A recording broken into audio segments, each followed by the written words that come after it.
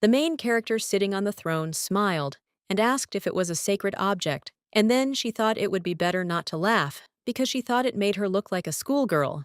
This line appears several times in the novel, and the girl thought about how many times she had practiced, but she still hadn't learned how to do it properly. A servant informs the princess that he has already arrived at the entrance to the demonic castle. Hearing this, another subordinate says he'll chop him to pieces.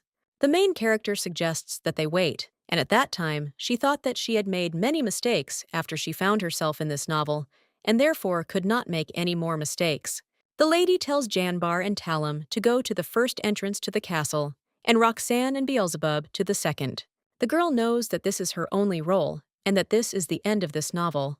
The main character understands that he is already here. Keel, heroine, Elysia, a guy with blonde hair, turns to the princess and says that he found her. The lady says that she will fight him personally, and the young man claims that he just wants her heart. Hearing this, the princess thought that she had been waiting for this moment for so long, and understood that even if this was a short and fleeting scene in which the main character finished her off, she could finally say goodbye to this novel. When we return to the very beginning in her past life, the main character worked in the police, which is why she had no time for a personal life. The girl understood that she could only relax in the afterlife, as well as engage in her favorite hobby. The little girl says that it's a pity that she found out about web novels so late, and who would have thought that they are so interesting. A stranger writes to the main character that all of this author's works are great, and he doesn't understand why there are so few views. He wonders if popularity can only be achieved after death. The girl writes that she is afraid of being left in the middle, and then asks when the day of rebirth will be. The guy writes that many people get into romances and hopes that he will also be lucky, since they say that there is now a system for moving. After reading this notification, the main character was surprised because she still didn't know what such a thing existed. The young man writes that they are still testing her, so they are selecting a few, and then suggests that maybe she will get into this novel. At this time, the main character dreams that she would like to be selected for the trial period. Suddenly, the young lady heard someone knocking on the door, and she asked in surprise who was there because she realized that she was not expecting anyone. And when the little girl opened the door, she saw a guy who greeted her and called her name Kim. The girl noticed he was wearing a Dark Reaper employee pass for the Afterlife team. He says the current wait time for reincarnation is about 800 years, and most of those waiting are very happy about it. The man says that's why they started developing a new system, and it's popular, and he decided to recommend it, and while she's waiting for a rebirth, she can move into a novel. Hearing this, the young lady was delighted and agreed, and then they asked if she could become the main character in the novel by the author of Winter Waltz. The guy says that, unfortunately, no, but she can only transport herself to novels she's recently read, and then asks if that's okay with her. She insists she wants to be the main character. The man says that, unfortunately, it won't be possible to choose the role either, and asks if she minds, and reminds her not to forget her phone number, because she can use it in the novel, and if she has any questions, she can look for information there. The guy wished her a good time, and thus the girl found herself in a novel about the love story of Prince Keel and Countess Roseanne.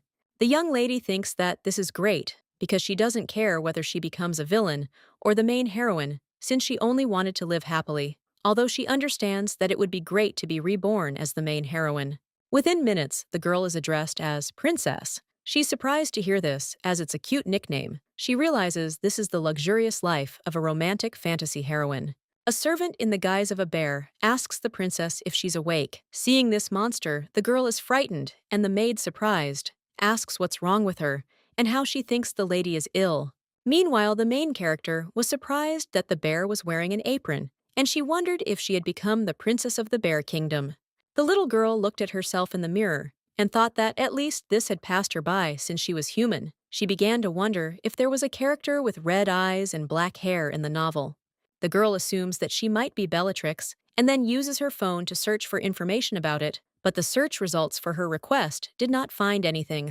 The young lady doesn't understand why she can't find her heroine, and then on her phone, she finds information about the Demon King's daughter, who only appeared once in the novel and had 3 lines.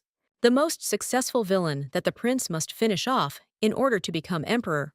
The little girl became curious about why the main character only had 3 lines, and she didn't understand where that luxurious and wonderful life of an aristocrat she had dreamed about so much was. and whether everyone lived like that after being transported. However, the girl believes that the daughter of the Demon King should also live well, and she thinks that she will arrange this place and make it look like a fairy world. The protagonist recalls that her past life was difficult and short, and therefore she needs to give it her all. However, she didn't yet know that her desired future would never come. The princess asks if they're offering her any of it. The cook asks if the lady likes it, and then says he can cook her some fresh entrails next time. Seeing this chef, the main character was upset, because her chef was a locust. The bear cub tells the lady he'll kill him right now and promises to find her a new cook. The locust asks, screaming, why he can't take the job, knowing that in the human world, even rats work as cooks. The bear says he'll find her a cook rat and suggests she trust him. Hearing this, the girl objects, saying no, and wonders what the bear was thinking when he decided to find her a cook rat. The princess believes she needs to think positively and change everything over and over again. She believes that if she remains calm, she can tame them and appoint a better person to this position.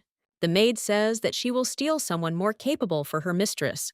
Hearing this, the main character thought that they were complete psychos, because that's not what she meant. The main character understands that she won't be able to resolve everything calmly, and she needs to use her power. And since if we exclude the Demon King, who fell into suspended animation to transfer power, then she is number one. The princess is thinking that first she needs to decorate the castle, and despite the gloomy atmosphere with expensive furniture, this place will sparkle with new colors. The main character orders her subordinates to find the things used by the aristocrats. The servants agree with her, screaming and threatening to steal everything. The lady objects and explains that she is not asking them to steal, but that they simply have to buy. The workers were surprised to hear this and asked what it meant. She explained that they needed to exchange money for goods. The subordinate says he heard that people have money, and the other suggests stealing it and killing the people. Hearing this, the princess screams and protests, insisting that such a thing should not be done and that no one should be harmed. Having heard the servants' conversations, the main character thought that her plan had failed, and she began to wonder when the end of the novel would come. The lady remembered that the man told her that she could continue to live there until her death, or could move to another novel, but with the employee's permission. The girl asks, surprised, what if the plot doesn't follow the original? He tells her not to worry, because the force with which the plot follows the original is much stronger than she thinks. The princess thought that in this case she would simply become a villain, and therefore die heroically.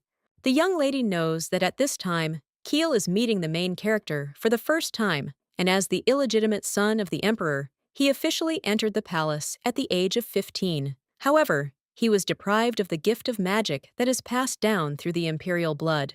Therefore, from the age of 18, the boy began searching for a sacred relic to gain power, and that is how he met Roseanne. And the princess will die when Keel turns 22, and she understands that she has 4 years left, but she does not know if she can live in this place for that long.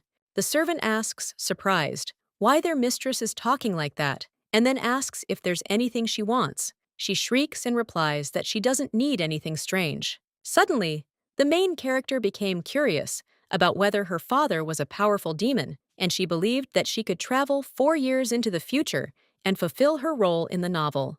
The princess smiled because she would soon be going on another romance, and she wanted to say goodbye to the crazy animals as soon as possible. The girl understands that nothing worked because she used all her magic, but nothing changed. But she doesn't understand, but it seems to her that they have become higher. The lady realized that she became smaller if she spent too much power, and then asked if anyone knew what year it was. The demon replies that it is 1153, according to the imperial calendar. Hearing this, the princess was surprised, because she realized that she had traveled not 4 years forward, but 10 years back. At this point, a servant turns to His Highness and tells him he's wounded. The master suggests they attend to it later, as he believes they need to get out of there first. The assistant asks if he's truly willing to go there for the sacred relic. The gentleman insists there's no other choice, as he's the only person in the imperial family who doesn't possess magic. Keel thought about how he was the cursed crown prince, the emperor's illegitimate child, and no matter how hard he tried, this nickname would stick with him. He wanted to find the sacred relic, gain heavenly protection, and regain his magic. Suddenly, the boy saw a bright light, and then said he couldn't see anything. When he opened his eyes, he saw the chain he was tied to. 10 years have passed since the Demon King entered hibernation, following the princess's birth. Since she had summoned all the demons for the first time, they were looking to her for guidance. When the girl saw the demons, she was surprised, because she doesn't understand why she moved here. I think it would be better to be reborn in the body of a person about whom not a single line was mentioned. The main character realizes she has two options for escaping the demon world. After all, she understands that when she comes of age and inherits the Demon King's power, she could be summoned, or someone might decide to make a contract with her. The girl understands that she is still a long way from coming of age, and if she does not influence the plot, she could be anywhere, and believes that she will appear in the plot when she is 24 and Keel is 22. The princess believes that, in this case, it is possible to hide for 10 years in the human world and then return there for 4 years. The mistress informs her servants that she is departing for the human world. Upon hearing this, they ask in surprise why, as they had been waiting for her words, and also inquire whether she wishes to go to the world of lower beings. The princess claims that they are fools, and then explains that only by getting to know humans better will they be able to properly annoy them. Hearing this, the demons screamed, and said that their princess had thought it through well. The goat turns to the lady and says that in the human world, demons can hardly use their powers, and believes that she needs at least one escort from the supreme generals. The cockroach says he'll go. The girl sees him and gets scared. She then asks who wouldn't be scared of a talking cockroach. The princess objects and says that it is impossible because she was planning to stay there, and therefore she needs someone in human forms. Cockroach tells her not to worry because supreme generals can change their appearance. In a few minutes, the bug became a handsome young man and talks about the girl so that she would look at him. The main character objects and says that she doesn't care because she doesn't like cockroaches. The caterpillar says that then he will go because for the sake of the princess, he is ready to shed his human skin every day. The princess saw many people willing to go and then turned to the panther and suggested that he go believing that he would be better than the others and that he only needed to remove his horns. Captain Genbar screams and says that for the sake of the lady, he is ready to pester young and fresh people all day long. The main character thought that this was great because she could go to the human world. Lying in bed, the girl reflects on the fact that she didn't even think that it would be so difficult to do because she understands that lower monsters can easily leave, but higher ones like her, and the Genbar can only leave when called upon. The princess understands that a week has already passed since her proud announcement of resignation, but no one has called them yet. The bear screams and tells the princess that one summoning circle has opened. The Jambar with her, and at that time, she thought about seeing these demons in 10 years. At this point, the mage turns to the boy and tells him he's next. Keel thought he really had returned to his terrible life. When it was suddenly discovered that he was the emperor's illegitimate child, his life turned into a nightmare. The princess asks in surprise where they are. The man happily replies that he summoned the demons here. The girl saw children behind bars and ordered the Janbar to finish off this man, and then she freed the children and said that they were all going home. Janbar asks the lady in surprise if she really will let them all go. Alidi replied that she doesn't need them, and that's why she gives them freedom. The assistant says that he is sorry because he does not want to let go of such delicious food. Hearing this, the princess called him crazy, and then screaming asked how many times she told him not to touch the weak because she believed that he should have at least some conscience. And the bug says that he is not a man but a demon. Having heard this, the main character objects and reminds that she said that there is no need to correct her, and then kicks her. Keel watches them in amazement and thinks that this didn't happen in the past because he remembers how that black magician stabbed him in the heart, and if not for the sacred power contained in his mother's medallion, he wouldn't be here because she saved his life back then because he doesn't have his own. The guy became curious about how much longer he could last if he avoided dangerous places because he wanted to live so much. The girl turns to the boy and asks if he is okay, and then says that he can go home since this magician is no longer here. Hearing this, the guy thought that he had nowhere to go, and the lady said that if he had nowhere to go, he could go with her. At this time, the young man thought that for the first time, someone extended his hand to him from a pure heart, and he reflects on the fact that this girl is a black angel, and so he met Bella for the first time. The main character holding the guy's hand thought that this kid is not weak, and he was not surprised when he saw the Janbar, and when he heard that it was so tasty even in such a situation, he remained calm. The princess asks if he will become her servant, and at that time, she thinks that she needs to take the first step, and if she stays with him, then a good life in the human world will be guaranteed for her.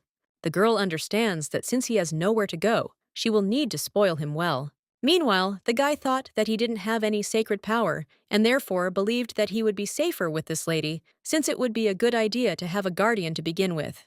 Janbar says they need to eat, and if she's hungry, she can have that boy. Bella angrily tells him to calm down. Keel wonders if it will be okay if he calls her princess, especially since it seems like she really is a princess. The boy believes that in order not to go through this hell again, he is ready to live with them until he comes of age, since he understands that she will definitely not believe that he is already 18.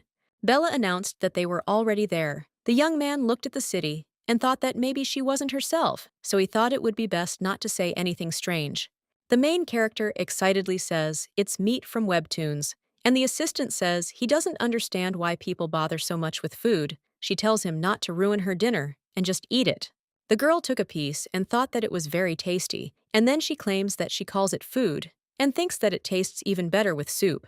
Janbar took a bite of the meat and said that the taste was so-so, and the lady thought that he might not eat it if he didn't like it. The princess looked at the boy, not understanding why he was sitting there, and thought about how he was seeing meat for the first time. She insisted that everything was fine, and he saw that the Janbar liked the meat and offered to try it because it was delicious.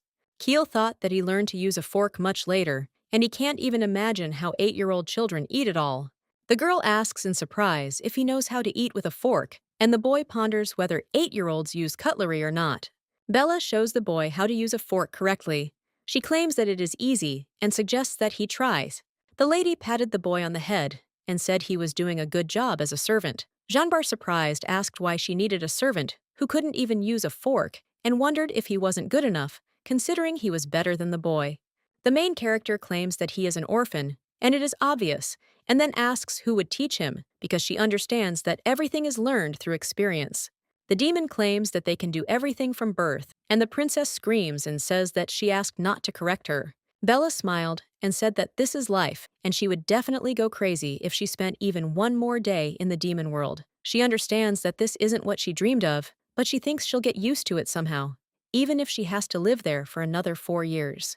Ginbar came with the boy, and at that time, the main character looked at him and thought that he was very good, and asked the demon if he washed him properly, because he smelled very bad, and wondered if he used soap.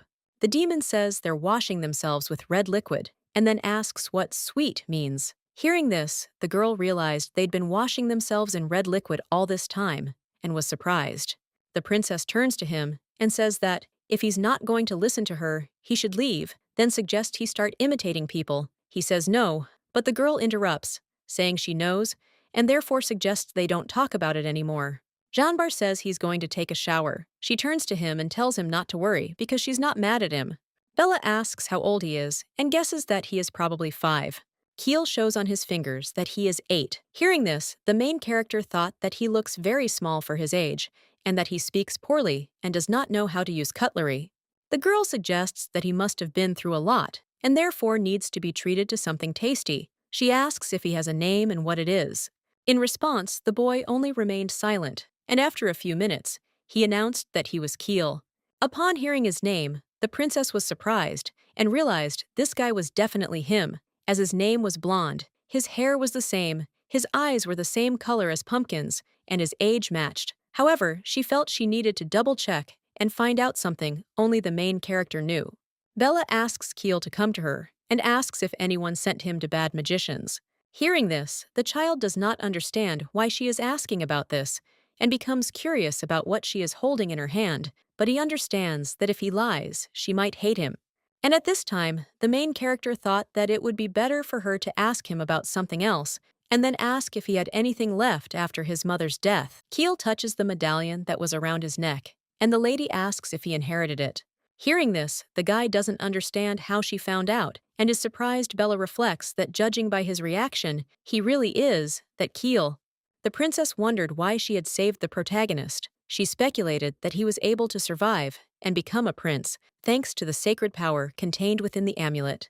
The girl touched the medallion and realized there were no sacred powers. Then she looked at her phone and saw that the boy had almost died due to a dark mage's experiments, but an angel had saved him, and after that, some unknown force had always helped him in dangerous situations. Bella realizes that she's finished off that very mage. Only 3 days have passed since she was sent here, and the plot has already moved on. The main character doesn't know what to do, as she feels like she's acting like a villain. She remembers they have a support center and tries to initiate a personal dialogue. The phone said that after she received an answer to her question, her phone would turn off, and therefore they suggested using this feature only in emergency situations. After reading this notice, the main character was surprised, but she realized that she couldn't give up so easily, since someone had probably already found themselves in a similar situation. Bella speculates that even if you change the basic settings, the plot may follow the original, and in that case, errors may indeed occur. However, if it doesn't significantly affect the main plot, there's no need to worry. The lady realizes she hasn't changed important settings for the main character and wonders if she can simply go back. She doesn't understand what to do if she's significantly changed the main character's settings and can't return to the original plot. Bella saw a hint on her phone that in this case she could turn back time just once, and all she had to do was think about it, and she could turn back time even 10 years. The main character understands that she changed time not with the help of magic, but with the help of this system, and believes that she is finished because she understands that she should have first studied the information and then acted. The next day, the young lady wishes the boy good morning.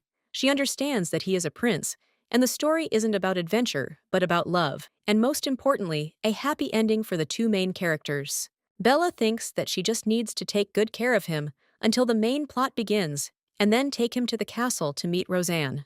The girl tells Keel that she is the princess of the animal kingdom Bellatrix, and the man next to her is the Black Panther Janbar, and asks if he remembers him. In a few seconds, the demon turned into a black cat, and the boy was surprised when he saw him. Janbar says that cats are beneath him in status. The main character ignores his words and explains to the boy that they are from the animal kingdom, then says he doesn't need to be her servant either. Keel insists that it's impossible, since he can't return without sacred powers. Hearing this, the protagonist is surprised, and then asks the child why he's crying. Keel says that they can eat it later, and promises that it will grow tasty. Bella was surprised to hear this, and then asked if he thought that they were talking about him, and then came closer and said that Yum Yum she would eat him, and asked if he was scared. The young lady says she is joking, because she knows that cats do not eat people. Janbar says he'll be happy to do it. Then, the guy grabs the lady by the dress and says she can eat him later, but for now, he asks her to take him with her. Hearing this, the main character thought that, for her, this is just a game, but for this boy, for him, this is reality. The princess says she'll take him and won't eat him. The boy promises to be a good servant. The lady objects, insisting that's unnecessary. She's just thinking about his other role, and says he'd be better off becoming a prince. Keel claims she doesn't need him, but a servant. Hearing this, the protagonist reflects on how she thought the boy didn't speak very well, but realizes it's not so bad. She then asks if he can speak, as he's been silent until now. The young man says that if she doesn't like it, he will remain silent and follow her will, and then covers his mouth with his hands. The girl looked at him and thought about how he had lived in fear all this time, and then she hugged the boy, because she thought that it didn't matter now, because he was the main character who was supposed to have a happy life. Janbar, surprised, asks the princess if the fact that he could eat the boy bothers her. Hearing this, the princess became angry, and he quickly ran away. The main character realizes that she has 10 years left to live in the human world and asks if there are any real estate agencies in the area, because she believes that she needs to find a house, because for this, she took some gold from the demon world with her, and she just needs to find out how much it will be by local standards. The man says that the owner, the Baron, has died, and that he is now dealing with this, and then in surprise asks the little girl if she really wants to live here, since there is a magic tower nearby, which is why they are often attacked by monsters. The red-haired man says that mostly only travelers live here. The main character, however, realizes that she doesn't care, and offers to show him what's there. The gentleman says that he can offer her the villa of the deceased Baron. At this point, the princess was thinking about a 2-story mansion with a large garden, a basement, 2 bathrooms, and many other rooms. The man said there was even an outbuilding that could be converted into a warehouse, then quoted a price of 30 gold pieces. Hearing this, the stranger with red hair asks in surprise how much, assuming that something is wrong with her since it is very cheap. The princess assumes that such a mansion should not cost at least 100 gold pieces, and she does not need such a huge house, but she needs housing now because the fact that she is in a novel does not guarantee her safety. The gentleman says that it is clear that there are some problems with the house and thinks that this little brat does not understand pricing at all. At this time, the main character thought that this garden would be ideal for training Keel and believes that first, she should at least take a look at this house. Bella asks the seller how long it will take to finish this house. He replies, "A very long time." The girl says that tidying up the garden isn't a problem and thinks it's better to take a look inside the house. When she goes inside, she thinks it's bigger than she imagined, even better than the one in the demon world. She'd like to buy this house, but she can't forget the words the red-haired man said. The main character asks what's wrong with the house. The man replies that there's nothing wrong. It's just that no one has been to the villa for a long time, as everyone avoids it. The young lady thought about asking Keel's opinion, since they would be living there for 10 years after all. She asked the boy if he was scared here, and he replied that he wasn't at all. Bella announces that they're buying the house, but asks for renovations first, as she has the money. The seller is delighted to hear this, and exclaiming says he'll get to it right away. The girl thought that this was great, because she had found a place to live, and then she looked at the boy and thought that he needed to be dressed nicely. In a few hours, they were in an expensive boutique, and when the boy got dressed, the girl thought that he was very cute, and it was immediately obvious that he was of noble blood, and she understood why he was the main character. When Keel went to the fitting room, he looked in the mirror and realized he really had gotten smaller. He remembered the girl saying she didn't need a servant, but taking him with her anyway and buying him expensive clothes. The guy thought that the young lady wanted to stay with him longer, and then remembered the promises that he said that he would grow up tasty, and does not understand why he said it at all. The boy thought that she really decided to raise him in order to eat him later. The protagonist turns to her servant and orders him to call Keel master and mistress. Hearing this, he asks in surprise if that's how one can address a princess. Bella reminds him again that she asked him not to correct her, and then asks how many times he has to repeat it. Meanwhile, the boy thinks about how she holds all the power.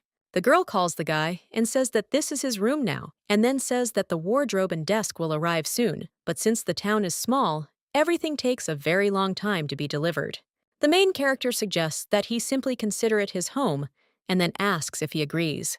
Bella says that her room is nearby, and therefore he can come, and if he needs anything, and then suggests that they rest. The young lady doesn't understand why this cutie is looking at her like that, but she understands that the house turned out to be bigger than she thought, and one Janbar won't be enough since he's not very good at cleaning. The girl is thinking that if the Janbar continues to do housework, they won't last long, and she thinks that this can't be done, and that new people need to be hired. Bella looked around and thought that it was dark and damp, and the best place to practice magic. Janbar asks the lady if she wants to summon demons. The girl replies that she wants the ones who hang out in the human world. The demon asks why she needs such unworthy people, and thinks that it would be better to summon someone from the demon world since 3 main generals serve her alone. The princess objects and says that she doesn't need these cockroaches, and then orders them to move away, while she reflects on how good it is that she doesn't have to learn complex spells.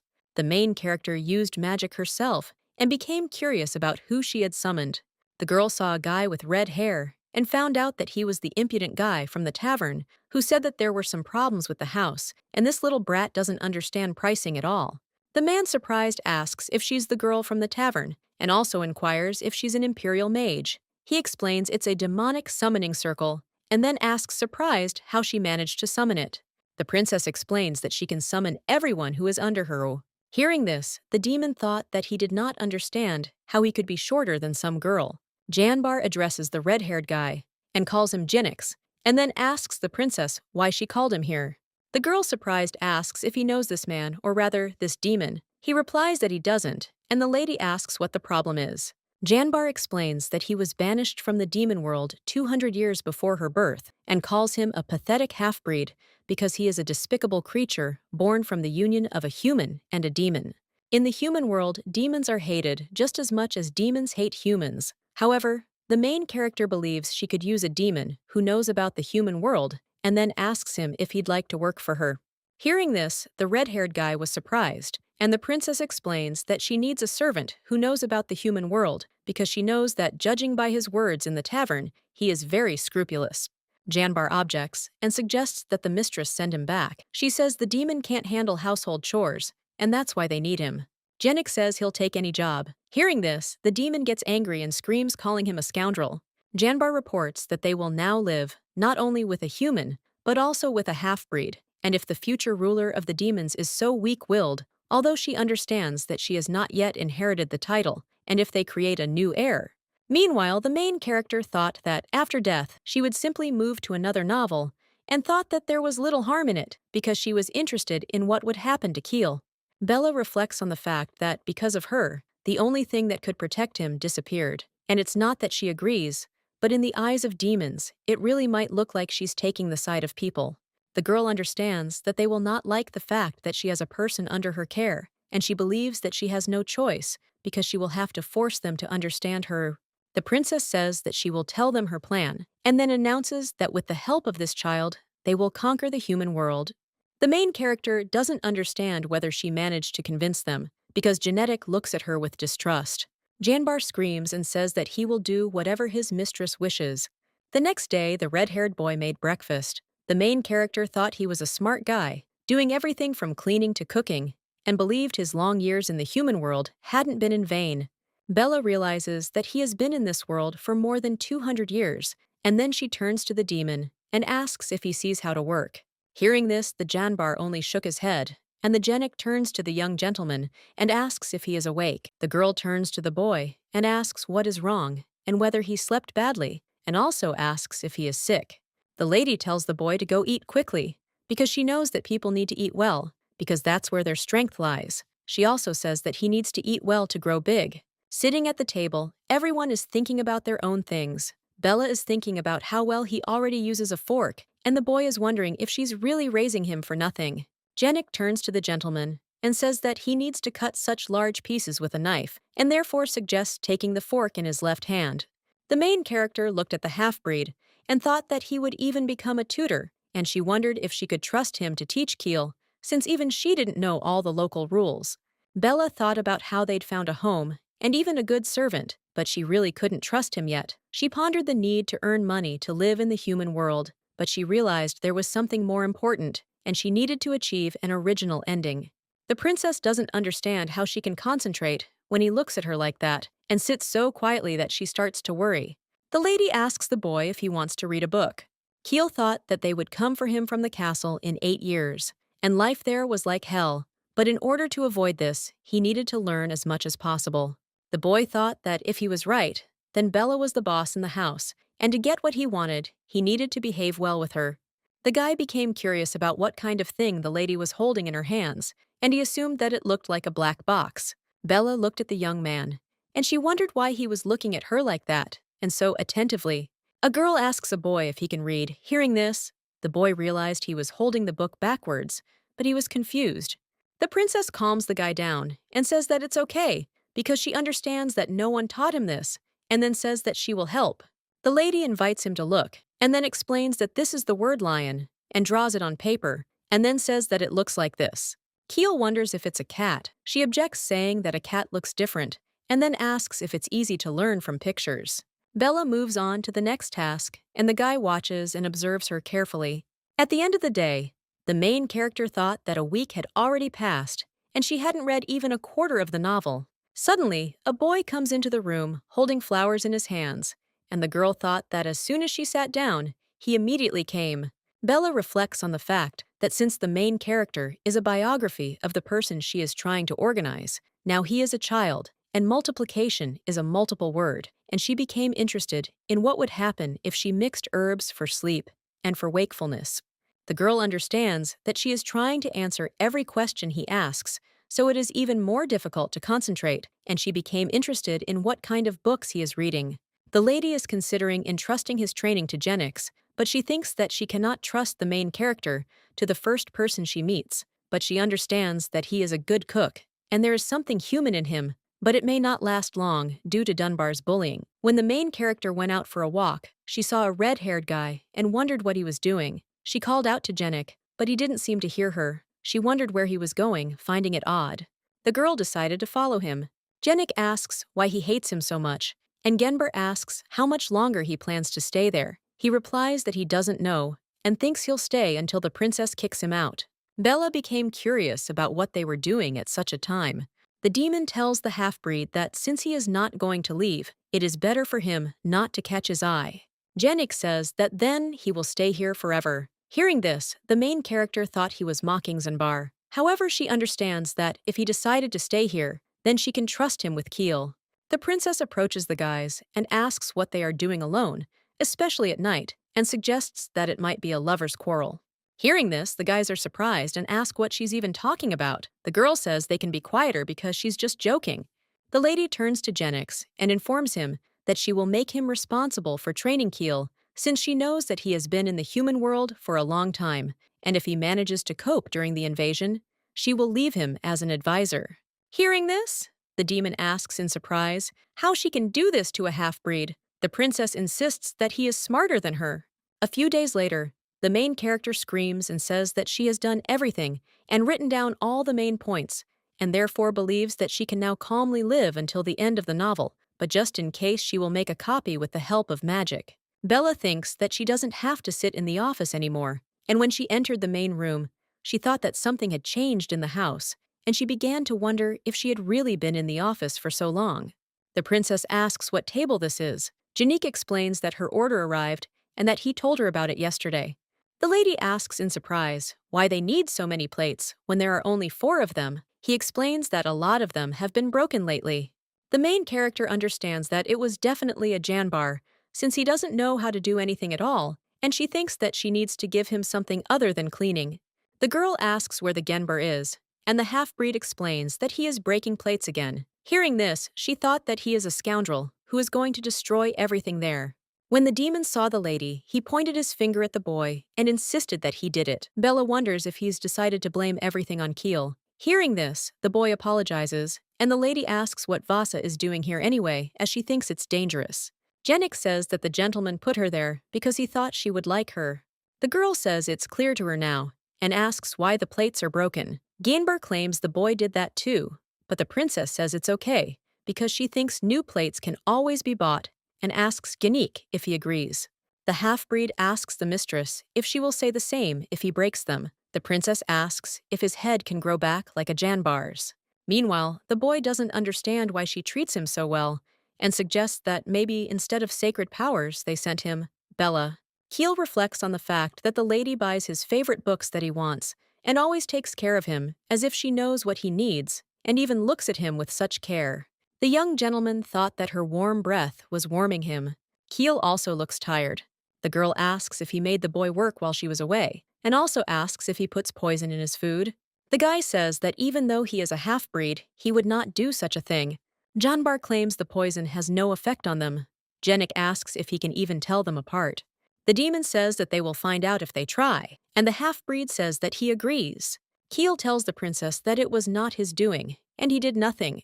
Hearing this, the gentleman insists he's lying and considers it low, but he likes it. The lady says something's wrong.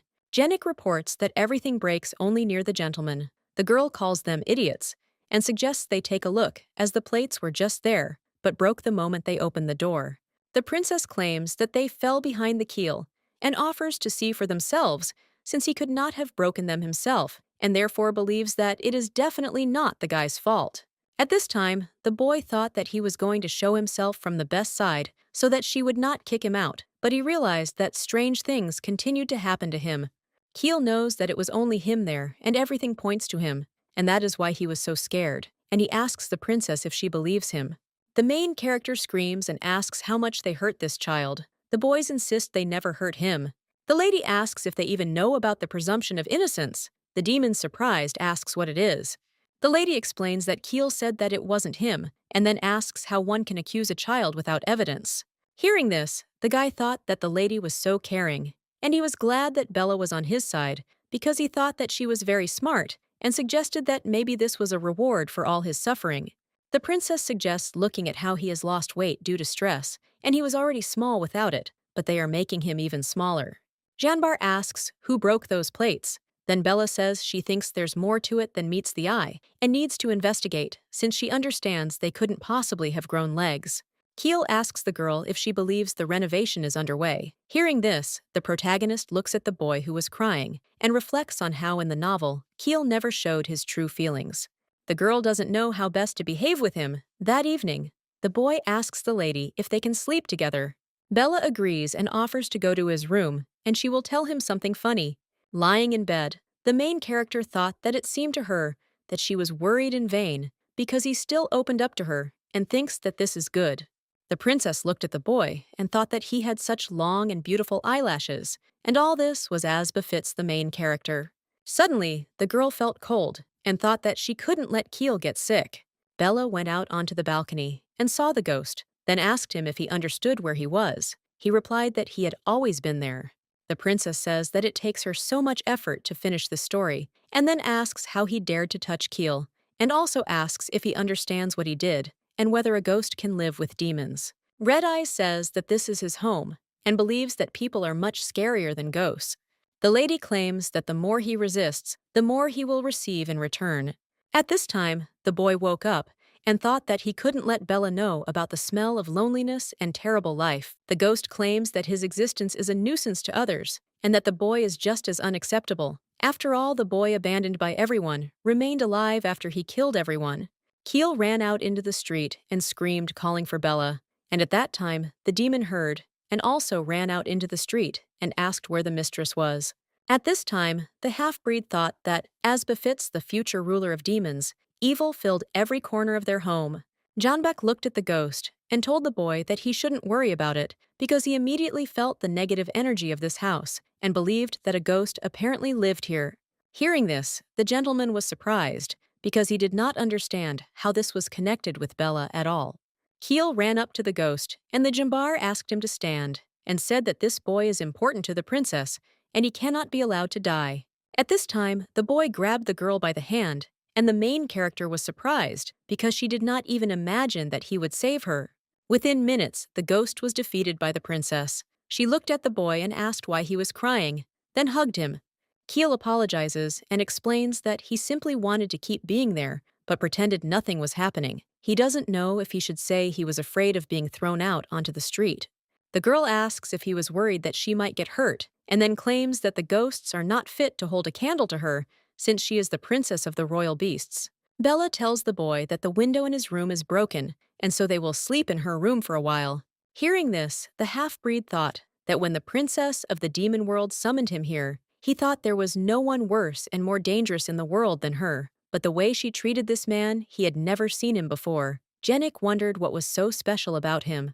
The demon says he caught the ghost. The main character says he died, and therefore thinks there shouldn't be any problems, then asks how he dared touch her Keela.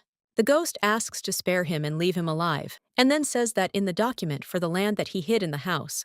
The princess asks if he wants to say that these are the very documents and the ghost objects, and says that these are love potions, and the documents are in the safe, and then says that if she spares him, he will tell where. Bella orders him sent to the demon world to entertain the others. Hearing this, Janbar thinks about how kind she is, and how cruel Janik is, a true demon princess. After such a commotion, a lot changed in the house, and the Janbar no longer took out the keel, and the boy one day asked why he was so strong.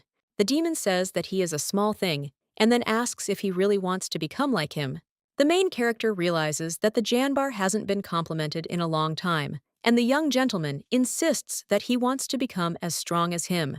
Initially, Janbar thought that Keel would quickly get tired, so he forced him to do various training sessions, but seeing his sincere efforts, he became much more serious, and by the arrival of summer, the blush returned to Keel's face.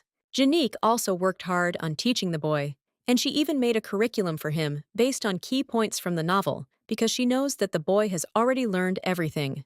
The half-breed says the young master turned out to be much more diligent than he thought, and answers all the questions. The princess says she understands, and then suggests moving on to a new topic. Jenik, surprised, tells the lady that this is a spell, and then asks if she is sure because he is not omnipotent. Since he cooks food, cleans, washes, clothes, teaches the master, and their house is big, and therefore it is very difficult for him alone. The princess tells him not to worry, because she knows that he is tired, and that is why she has already contacted the demon world. The half-breed asks in surprise when he became a gen, so they have a new maid in the house, and her name is Fur from the animal kingdom. Keel looked in surprise at the bear, who said that he was ready to work without rest for him.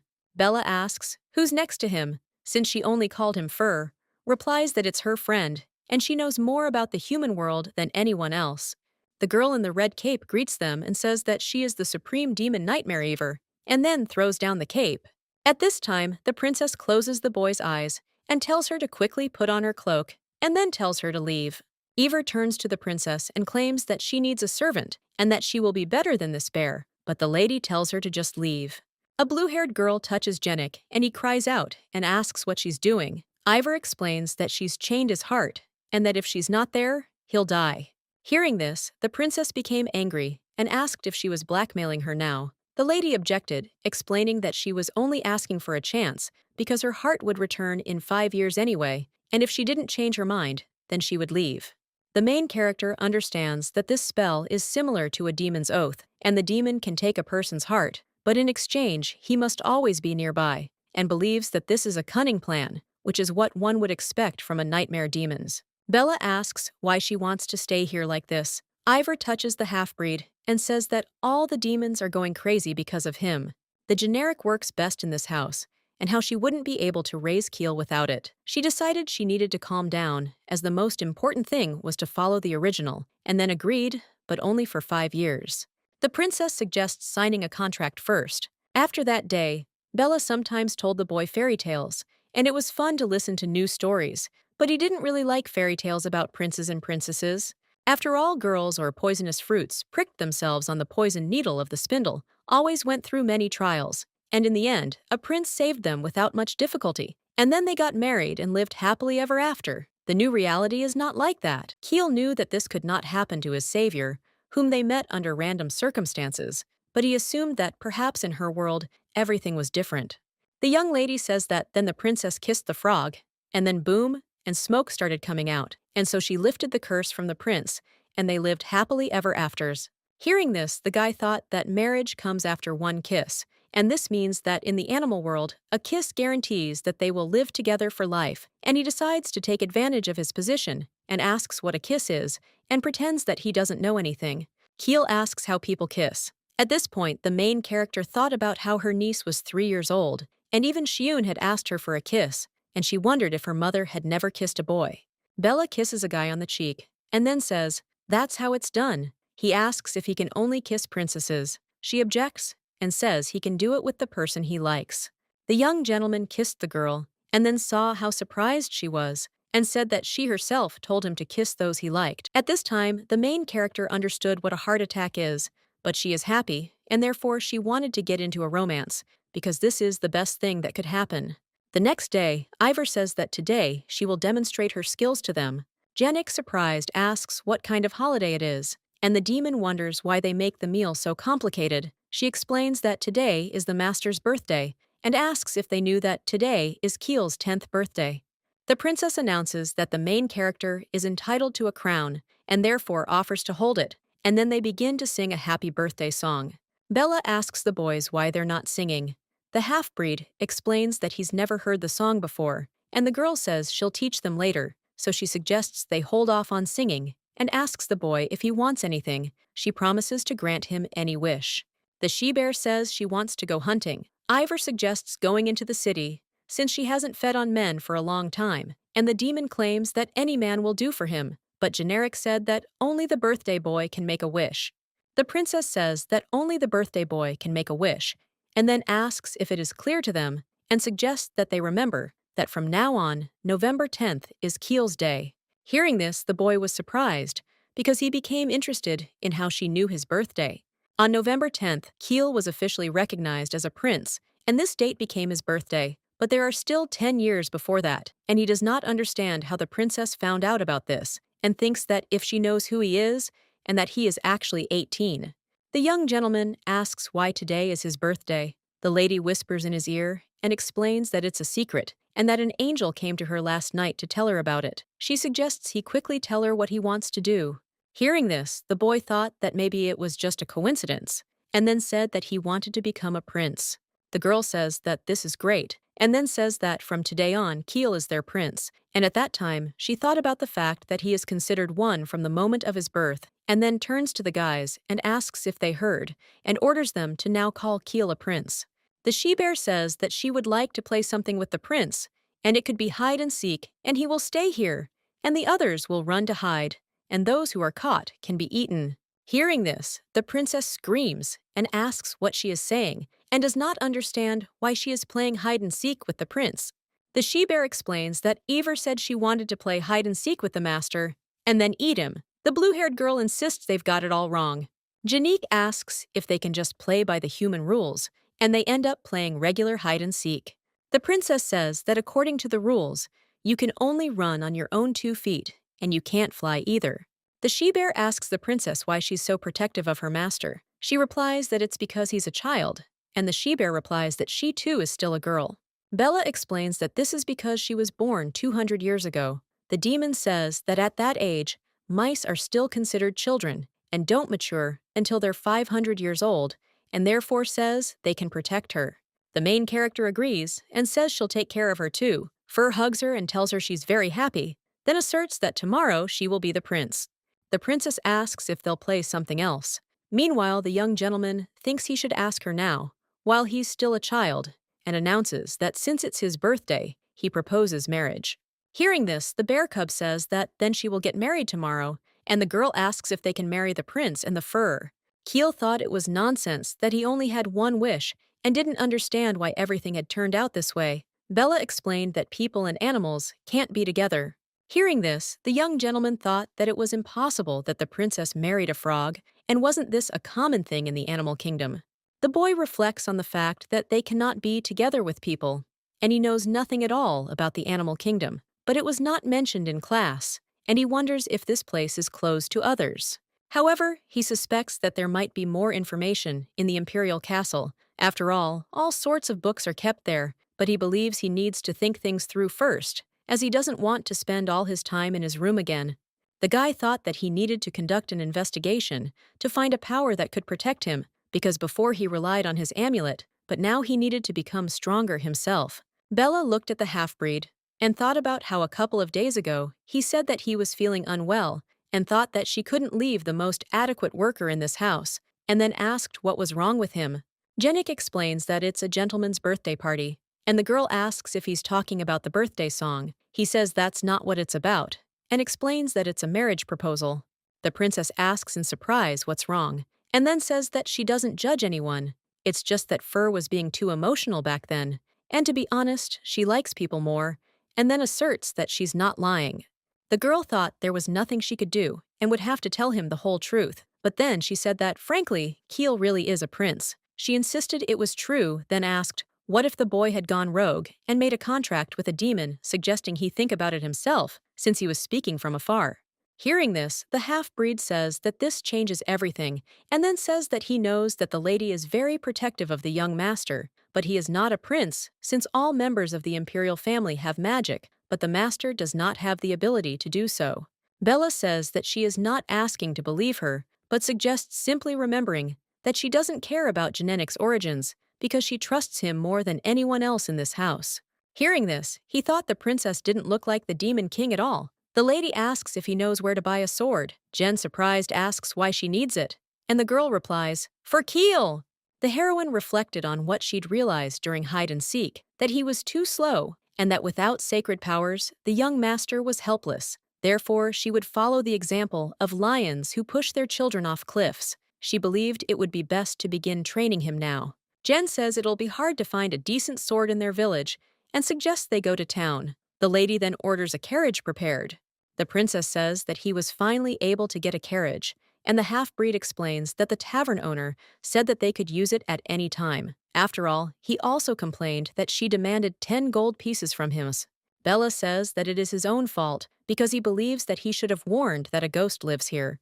A young gentleman asks a girl where she's going. She replies that she wants to buy him a sword, and asks if she'll come with her. The young man realizes he's been wanting to learn fencing and agrees to go. Ever says that she is going with them, and then asks if they remember that, without her, Jenny will die. Deezer is the main city in the duchy, and you can find anything there? Kiel asks what kind of building it is, And Jen explains that it's a temple where people pray to God, and it's the largest in the south. It also houses many sacred relics.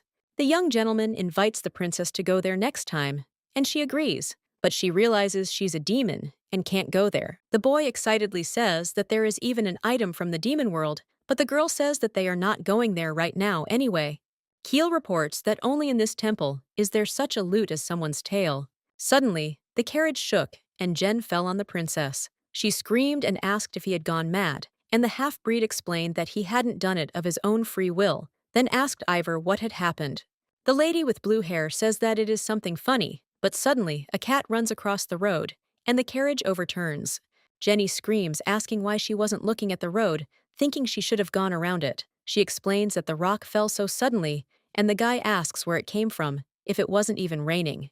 Bella used magic to steer the carriage in the right direction, and then said the wheels were broken and needed new ones. At that moment, the girl thought that if she were alone, she would have simply abandoned the carriage, but now she was with Keel and a terribly cunning nightmare demon. The half-breed asks if she can run to the village for new tires. Hearing this, the lady, surprised, asks if this is his plan, believing he's trying to manipulate his superiors. Then she says he's right, as it won't take her long. The girl says that she will return in an hour and suggests that they rest during this time, since she believes that nothing will happen if they are without her. When the princess returned, she saw that the horse was no longer alive, and Jen was covered in red liquid. She screamed and asked what happened, and where Ivor and Keel were. The half-breed tells her mistress it's a trap, as they were attacked by bandits, who learned that Ivor is a nightmare demon and tried to kidnap her. Bella asks where Keel is, and he replies that they took it along with the sacred amulet. Jen tells the lady that she can't use magic so easily, because if anyone finds out that she is now in the human world. The princess orders the Janbar to come with her, and with the help of magic, she quickly reaches the bandits. The bandits, screaming, say they are under attack and need to catch the criminals. The main character tells the demon to eat them all, because the smell of red liquid from here carries for a kilometer, and they brought Keel here. When the girl saw the boy, and next to him lay Ivor, immersed in eternal sleep, the lady asked how he was, and if he could hear her, and also wondered what they had done to him, while thinking that she would kill them all. Keel touches the lady's face and asks if she's okay. Hearing this, the girl doesn't understand why he's asking, but then says she's fine, and reminds him that she already said the animal princess is the strongest. Suddenly, Ivor asks the lady to save her too. The princess asks her to wait a minute, then takes the sword and asks what it is. The blue-haired lady thought that she couldn't recover quickly, because it was a sacred relic, and the damn Elios made this sword. The princess asks Ivor if she's okay. The lady replies that if she lets her eat one man, then she'll be fine, because she needs someone active. The demon tells the lady that he's dealt with them, and then says he'll bring Jen. She objects, and says they'll go see him themselves, since they still need to buy a sword. Janbar suggests simply stealing their sword, taking all their weapons, and going to him. Bella agrees, and says that if he finds anything valuable, he can take it. Ivor is informed that she has returned, and the mistress says she sees that she is fine, as if reborn. She offers the princess to eat someone too. The lady refuses, and Ivor claims that at such moments she does not at all look like a princess from the kingdom of animals. At this time, the main character thought that she understands that this does not matter, because the power of demons comes from the life energy of others, and believes that now it would not bother her, since she has not yet forgotten her past life, when she worked in the police, so she would never eat a person. Suddenly, the girl realized that all her magic was being absorbed, and she didn't understand what kind of crazy elvish man made this sword, and thought that he probably spent his whole life creating it, and assumed that it must have come from the temple, and she even found it funny that the robbers were able to steal it so easily. Bella thought that she might not go to the city since these swords are in excellent condition, and then she says that it's a busy day, and she was surprised that Jen recovered so quickly, and thinks that apparently it's all about his origin. The princess gives the young gentleman a sword, and asks if he will take it, then tells him to consider it his birthday present.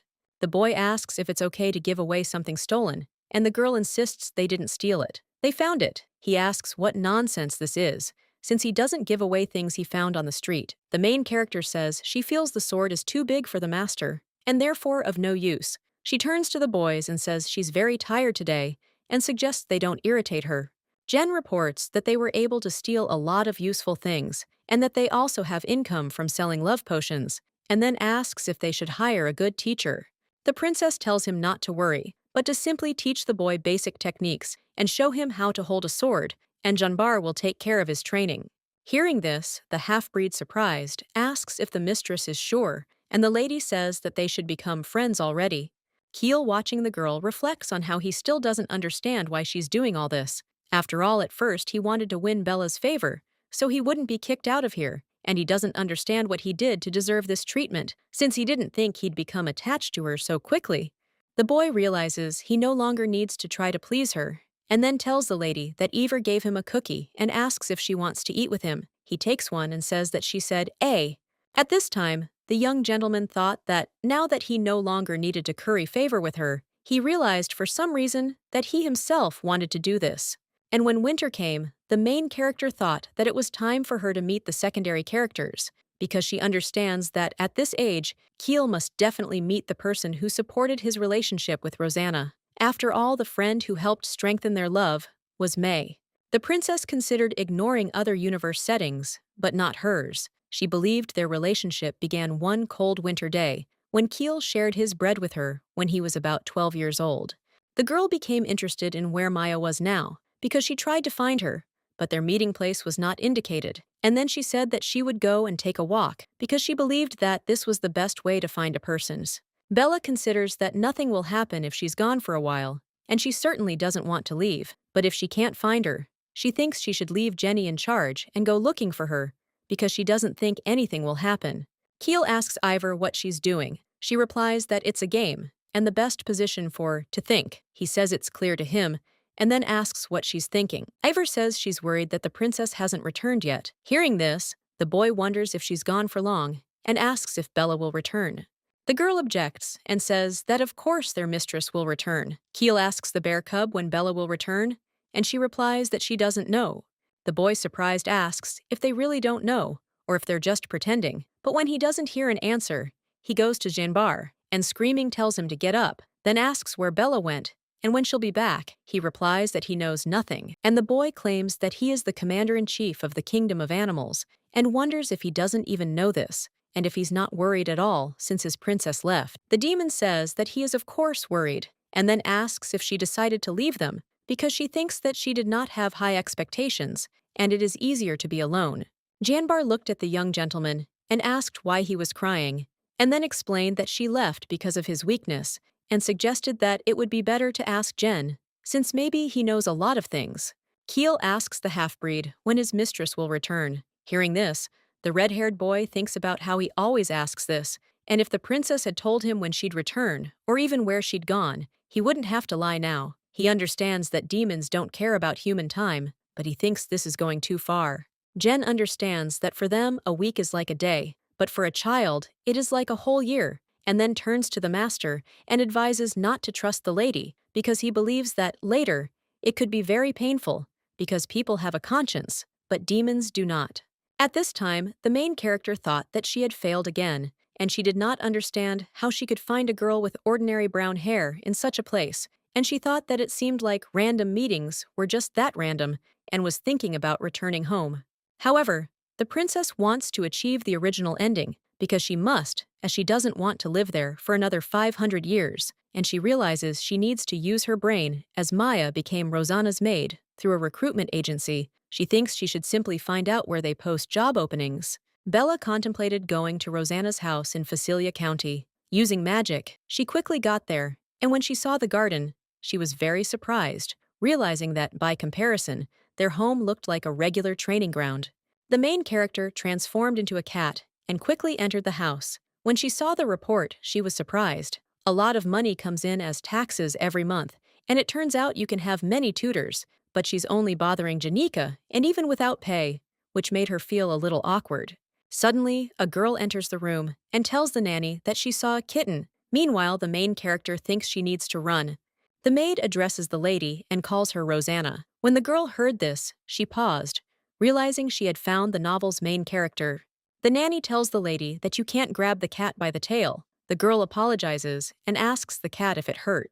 The princess thought of herself as a kind child, like an angel, and Keel's fate, which was even willing to leave her family for him. And Keel, in order to make her a princess, began fighting for the position of crown prince, and that's when he set off for the demon world. The cat scratched the girl's face and then quickly ran away. When Bella saw the baby's face, she couldn't understand what she had done to the main character. The nanny screamed, calling her worthless, and asking how she dared scratch a lady's face. Roseanne says it's her own fault for hugging her too harshly. The butler says the cat has red eyes, and then declares it a demonic animal. Hearing this, the main character thought that she gets caught too often, and then quickly leaves, and with the help of magic is reborn as a princess, but does not understand why she did this, and hurt the main character, because she thinks that she behaves just like a real villain.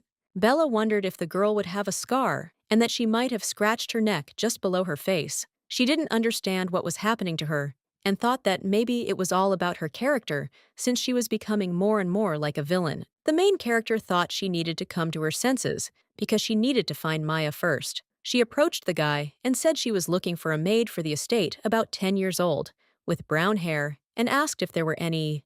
The guy says there is, of course, and one is definitely suitable, then says her name is Irina, and she's an excellent cleaner. Hearing this name, the girl thinks she's failed again, and the man asks if she's looking for a specific one. The guy says he understands that many people are looking for such children. The main character is surprised to hear this, as she doesn't understand what it means. He says that there are children who have no roof over their heads, and no money, and no one will look for them if they suddenly disappear. Bella asks if there's human trafficking going on there, and then asks where the children are. When the lady went outside, she saw a girl begging. She gave her a coin and asked her name. The baby says that her name is Maya, and upon hearing this, the main character thought that she had finally found what she had been looking for so long, and thought that she would be happy about it, but she realized that they were not supposed to meet like this. In the novel, it was said that this fleeting meeting took place in childhood, and Keel and Maya then survived being on the brink of life and death several times, and together they were alone in the full danger. The princess returned home in the form of a cat, and she was very emaciated. The children were delighted when they saw their mistress, and Keel began to care for her.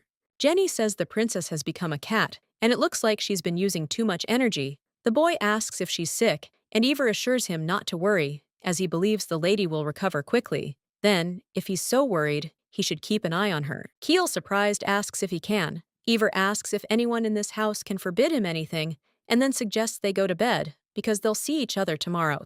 When the boy was lying in bed, he looked at the cat and thought that she had returned, and understood that while she was gone, he realized how happy he was next to her, and if there was such an opportunity, he would stop time and stay in this house forever. When the main character had rested, she thought about how she had become a cat and realized that she had apparently used too much energy. The boy asks if she's in pain and then tells her he'll be there until she recovers. Meanwhile, the girl thinks that with him, all her worries evaporate, and she wants to stay like this forever, without thinking about the ending of the affair. The next day, the girl says that it's very nice to be home because she hasn't bathed like that for a long time and thinks that it's time to meet with Maya. Ruth looked at the girl and thought that yesterday it was a real cat and thought that she couldn't have mistaken the princess. Janbar tells her not to panic, as he thinks she might have gone out on business. Jen asks how Bella could leave in such a state, and Ivor suggests he look for the mistress, as he can't take it anymore. The main character asks the boys what they are doing, and the boy, without thinking for long, quickly ran up to her and hugged her. The Kiel again. They object and insist that's not the case, but the she-bear says that the Janbar only bothered him a little, and that no one touched him otherwise. The demon asks when this happened, and the she-bear explains that he will make the master cry. Jen explains that the master was simply worried about them. Bella asks the boy if it's true, and he explains that he was afraid she wouldn't come back. She says she understands because he was so worried and was thinking about how difficult he can be, but his smile alone is enough to bring her back to her senses.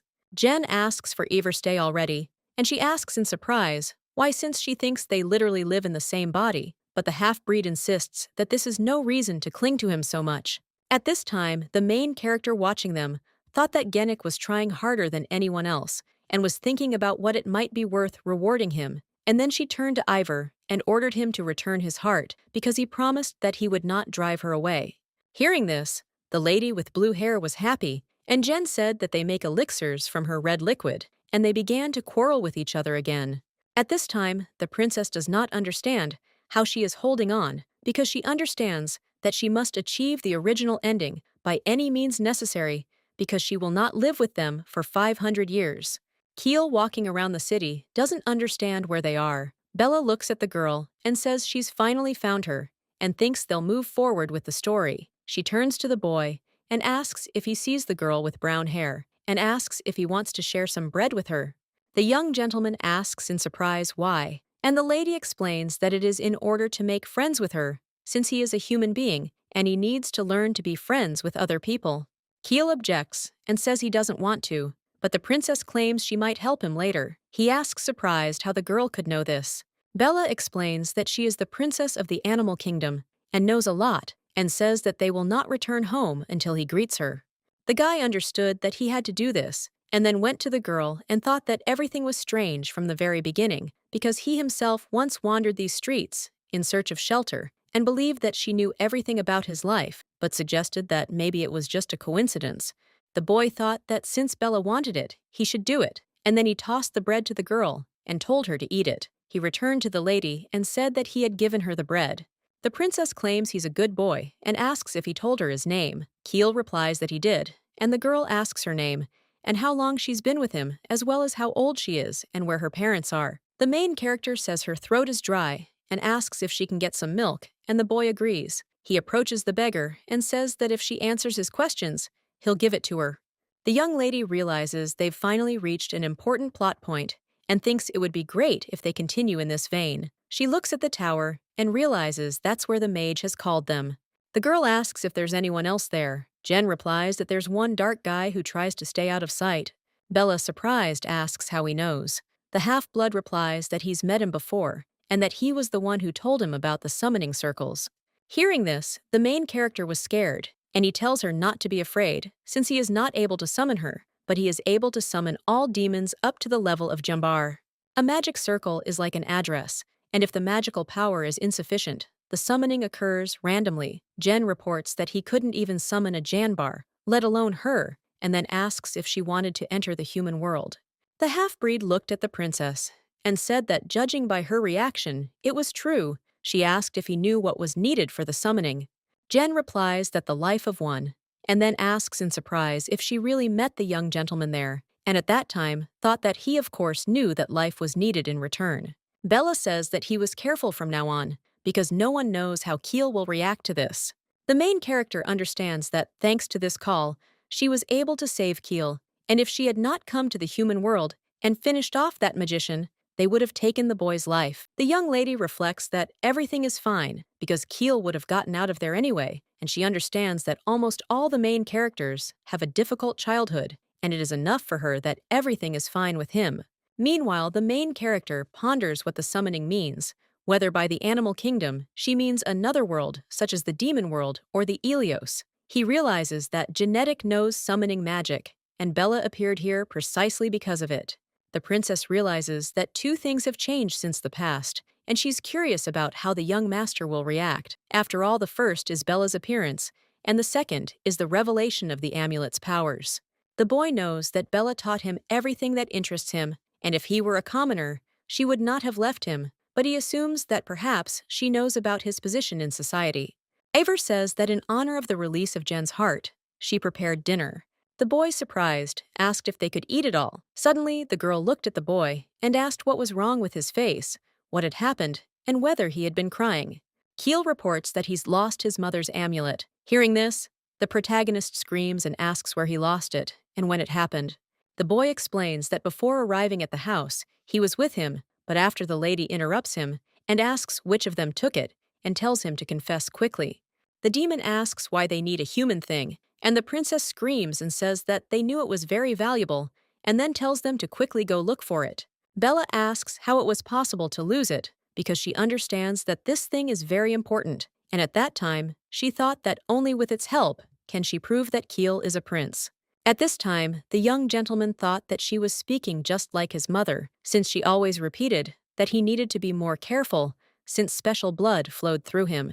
Keel asks Bella if she knows what this means, and asks her to tell him. She says that frankly, his father is the emperor of this country, and she understands that it's hard for the boy to believe it now, but one day he will take him to the castle. The young gentleman, surprised, asks how she knows about this hearing. This the protagonist reflects on how she knew this day would come sooner or later, so she'd come up with an excuse beforehand.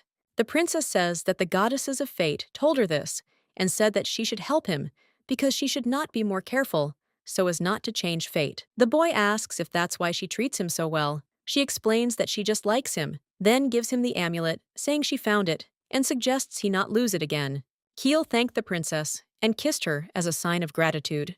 Jen, watching this, says that he found the amulet for the master, and the boy also thanked him. The half-breed explains that he didn't ask to be kissed, and believes one shouldn't do that to just anyone.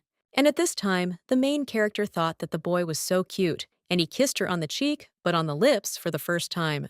Sitting at the dinner table, Fur says she hasn't eaten anything, and Ivor says her face is covered in sauce.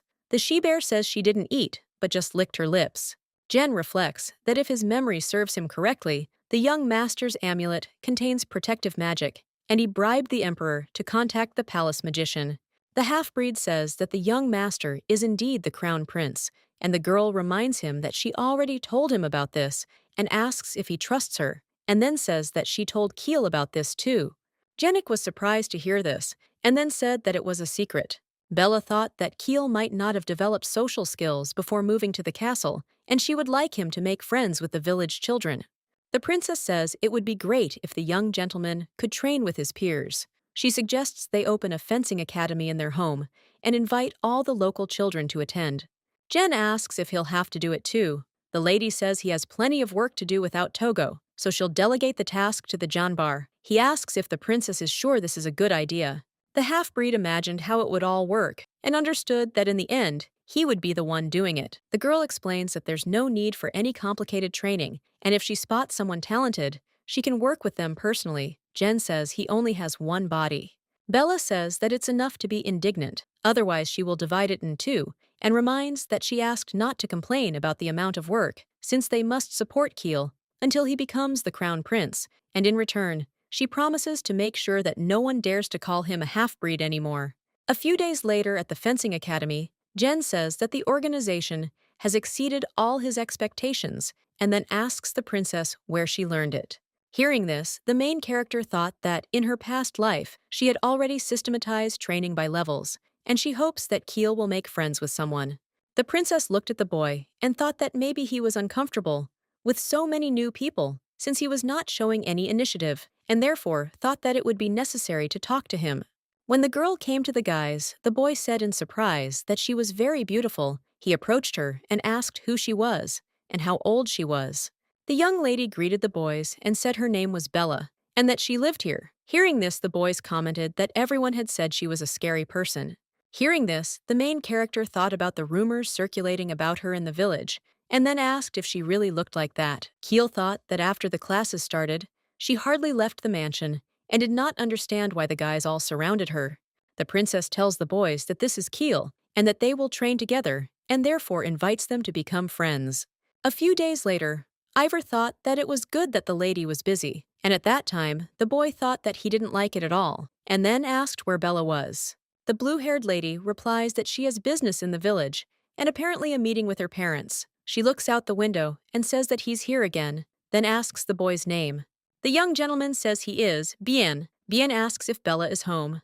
Keel replied that the mistress wasn't home, and thought about how he wasn't even a student at the academy, but came to chat with Bella every day. The boy gave him a basket and told him to give it to the mistress from his mother.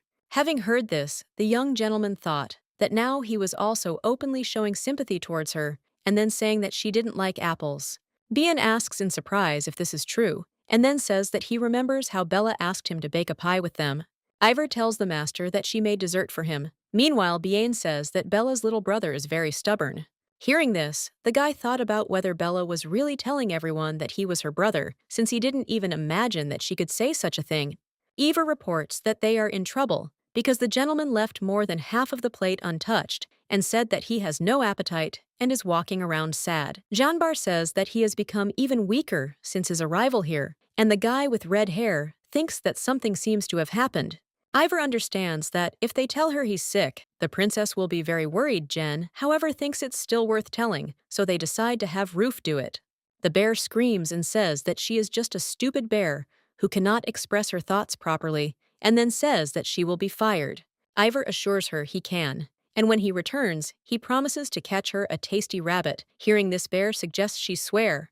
And at this time, a young gentleman comes into the room and asks what this oath is and what they are talking about. Bella thought that she was going to hold a parent-teacher meeting, but she was lucky because she asked the gentleman if he could sell the love elixir at a higher price. The main character thinks that the fencing academy is going great, and even mercenaries are showing interest, and now she can sell elixirs in the Chamber of Commerce, and everything has been going smoothly lately. The princess asks the boy what he's doing. Keel replies that he's looking at the stars, and thought it was the first time he's looked at the night sky like this, and asks the girl if it's beautiful. The lady asks if it's interesting to watch the stars. He replies that it's interesting because they change every day, so even without a calendar, you can tell what day it is. The boy reflects on the fact that, when you live on the street, there is nothing but, if you look at the night sky, you get the feeling that he owns everything, and he believes that this may be just a delusion. Bella says that a star is falling, and if you make a wish, it will come true. And then she turns to the guy and says that she can fulfill his wish. Keel, surprised, asks if everything is absolutely right. She insists that of course it is, since she is the princess of the animal kingdoms. The boy touches her hand and asks her to swear first. Hearing this, the girl, surprised, asks how he knew such a word. The young gentleman explains that Fur and Ivor told him that in the animal kingdom, this is how the strongest promise is punished. At this point, the main character thought about how swearing an oath with her was equivalent to swearing an oath with the ruler of all demons, and she believed it would be difficult, but for Keel's happiness, she was willing to do anything. Bella agrees and offers to do so, and then says that she will fulfill any of his wishes when he becomes a prince, and at that time, she thought that then she will no longer be in this world, and they will consider this her last will. The princess tells the boy that when he becomes a prince, she, Bellatrix, will fulfill any of his wishes, no matter what they may be, even if she is no longer around, and with the help of magic, she secured this oath. At this point, the boys were thinking how lucky they were that they didn't have to tell the lady. Ivor informed Fur that she had already caught her a rabbit. Jen says you can't fool blood. The main character, watching the boy through the window, asks why he insists that the gentleman really is smart, since he used to read one book a month, but now he only reads a week. The girl understands that he's even managed to make friends with the other kids, and is growing into a wonderful boy, believing that the empire will prosper with him. Then she says she doesn't understand how the others are holding up. Janbar dreams of eating someone, and the lady says that when he returns to the demon world, he can eat as much as he wants. He says that a bear eating salmon or a nightmare demon trying to consume life energy are all different from half-breeds. Hearing this, the princess says that Jen also said the same, and then says that they can't get each other, so they get mad, and in this they are similars. Janbar screams and asks where they are similar, since he thinks he's a half-breed. The young lady says there's no need to get so worked up about her words. Ivor asks the lady why she is like this, and wants to know if she really doesn't understand anything, and then says that before there were Janbar and Jen. Meanwhile, a Black Panther attacks a blue-haired girl. She asks to be let go because she won't say anything, but the Janbar says she might blab with her teeth closed. At this point, the boy watching them thought about how they might suddenly fall, and mentioned it. Jen suggested not to worry, as they were stronger than he thought. The main character asks what they are talking about, and asks for an explanation first. Keel says that they are real monsters, and he is not an animal, and asks if he can become as strong. Jen explains that it's not that much, but he can defeat them, but for this he needs physical strength, and he believes that his efforts will not be in vain, and suggests continuing their training. The girl thought that she could raise the price of the elixir of love a little more, because she adores money, but it's a pity that there are no aristocrats nearby to whom she could sell everything. Bella reflects on the fact that Keel is already 12, and he is growing into an excellent swordsman. She didn't even think that he was so talented. The heroine realizes it's time to act, believing that this swordplay won't do any good. She turns to the young master and tells him to stop, then orders him to attack her. Jen, surprised, said he hadn't thought she could fight with a sword. Meanwhile, the girl thought that, although it might not seem so, she was a master of taekwondo and kendo with 10 years of experience. In a few minutes, the princess defeated the gentleman and then asked the young master if he wanted to fight her. A few weeks later, Bella tells Keel that he lacks dexterity, and at that moment, she thinks that he really is incredibly talented and that one day he will finish her off. However, for her, this is quite a happy ending, since he is after all the novel's protagonist. In the summer, Keel is 12 years old, and the main character turns to the children and says that the opening of the summer festival has taken place. The princess says it starts tomorrow and believes that if they leave now, they'll return at night. She tells Dunbar to go ahead and find them a place to stay. Hearing this, he asks in surprise why he can't ride in the carriage with everyone else. The lady says it's hot there, and that's why he needs to leave now. He turns into a cat and thinks about how he was kicked out after all. Jen tells the boys to get ready and then says that he took the Janbar's things, and the boy says that they are ready. Bella says that's great and suggests they go. Fur screams, telling them to stay put, and then announces that he'll go with them.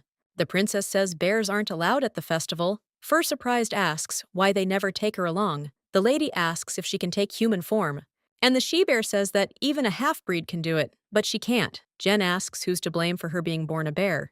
The girl says that they will bring her a gift and that she should not be too upset about it. In the city of Dazer, the main character, surprised, asks her if there were better rooms. The demon replies that the more the better.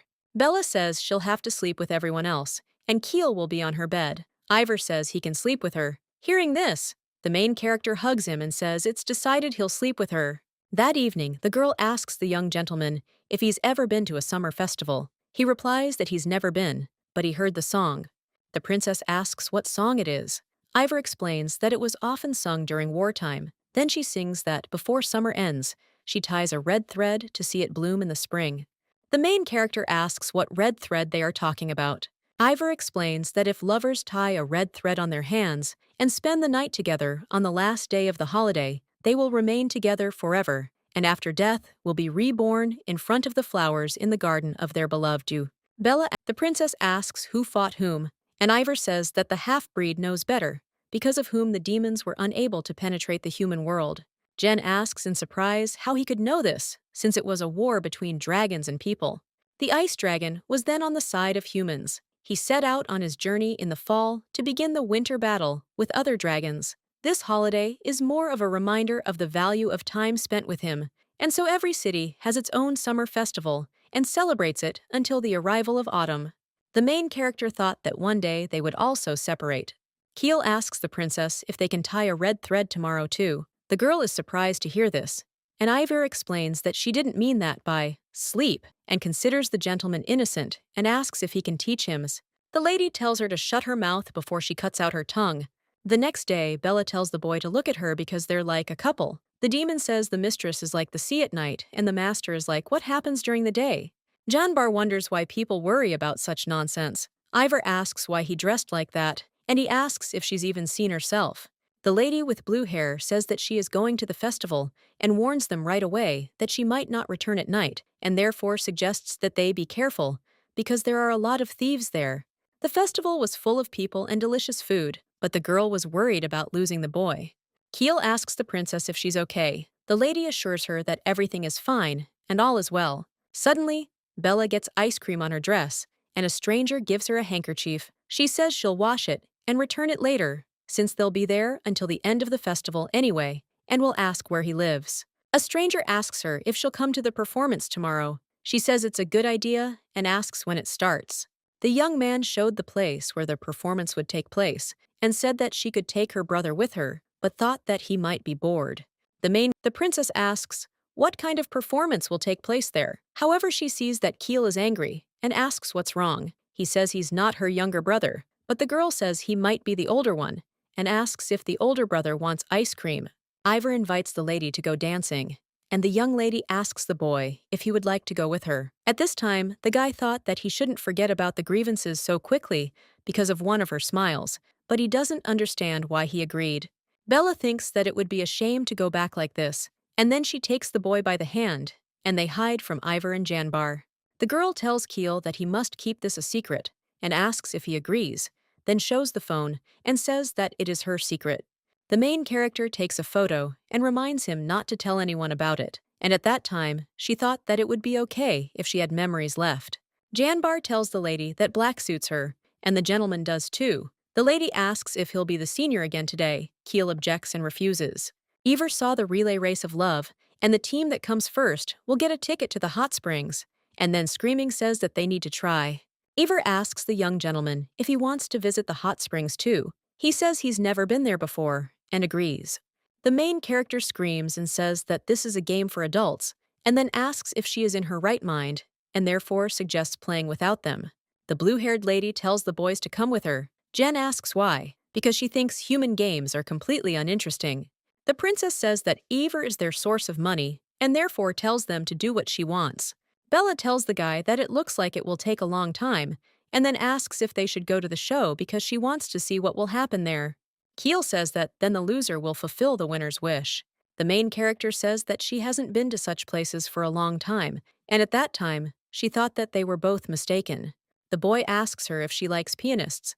She replies that they look cool and everyone knows the song. The lady wonders if it's the same song, and then asks the boy if he'll sing it. Bella asks how it was when spring comes. They will become flowers, and Keel says that after hearing her voice, he will turn into a dream to meet her at night. At this time, the main character thought that when the summer ends, the young gentleman will turn 13 years old, and 2 more years will pass, and then 3 years will remain, and the events of the novel will begin on the day when he meets his destiny. The princess hopes that she will be able to smile at him goodbye. The guy who lent her the scarf asks her if she liked it. She returns the scarf and says that even though the song isn't particularly cheerful, she liked it. The silver-haired boy asks where they're from and where they live. The lady replies that they're from Illinois and asks him to hurry up and get his scarf. Of Facilia is nearby and asks if they can have some fun there somehow. Hearing this, Keel objects and says that a bear lives in their house, and the young man then suggests that they come to him and asks what their names are. Keel says that it would have been better if he had introduced himself first. The stranger thinks that her brother doesn't like him, and then tells her that his name is Juan Cruelia. Hearing this, the main character thought that this was Sharia's cousin, a dangerous man, unrequitedly in love with Rosanna, but she realized that he was still too young. The girl says that her name is Bella Juan, says that she can show the handkerchief to the guards, and he hopes that they will see him again. Keel asks the lady if she's really going to see him. The girl replies that she'd like to meet him, but at the time, she was thinking about her favorite Sharia. Then she declares that he's more important to her than anyone else. The princess tells him not to be upset by his words, because he is just very nice, and this guy considered him her younger brother, and then says that this is the Duke of Cruelia, and she will meet him again. Ivor happily says that they came third, and holds the juice because it is a gift for this place, and then asks the boy why he is so gloomy. The main character explains that he was offended that she called him cutie, and says that there will be fireworks very soon, and then asks if he will stop being offended by her. Keel wondered if she wanted to call him cutie again. Upon hearing this, the young lady thought that he was scary when he was angry. The princess asks what happened, and Ivor says that apparently she overdid it with the joke because she accidentally pushed them and they kissed.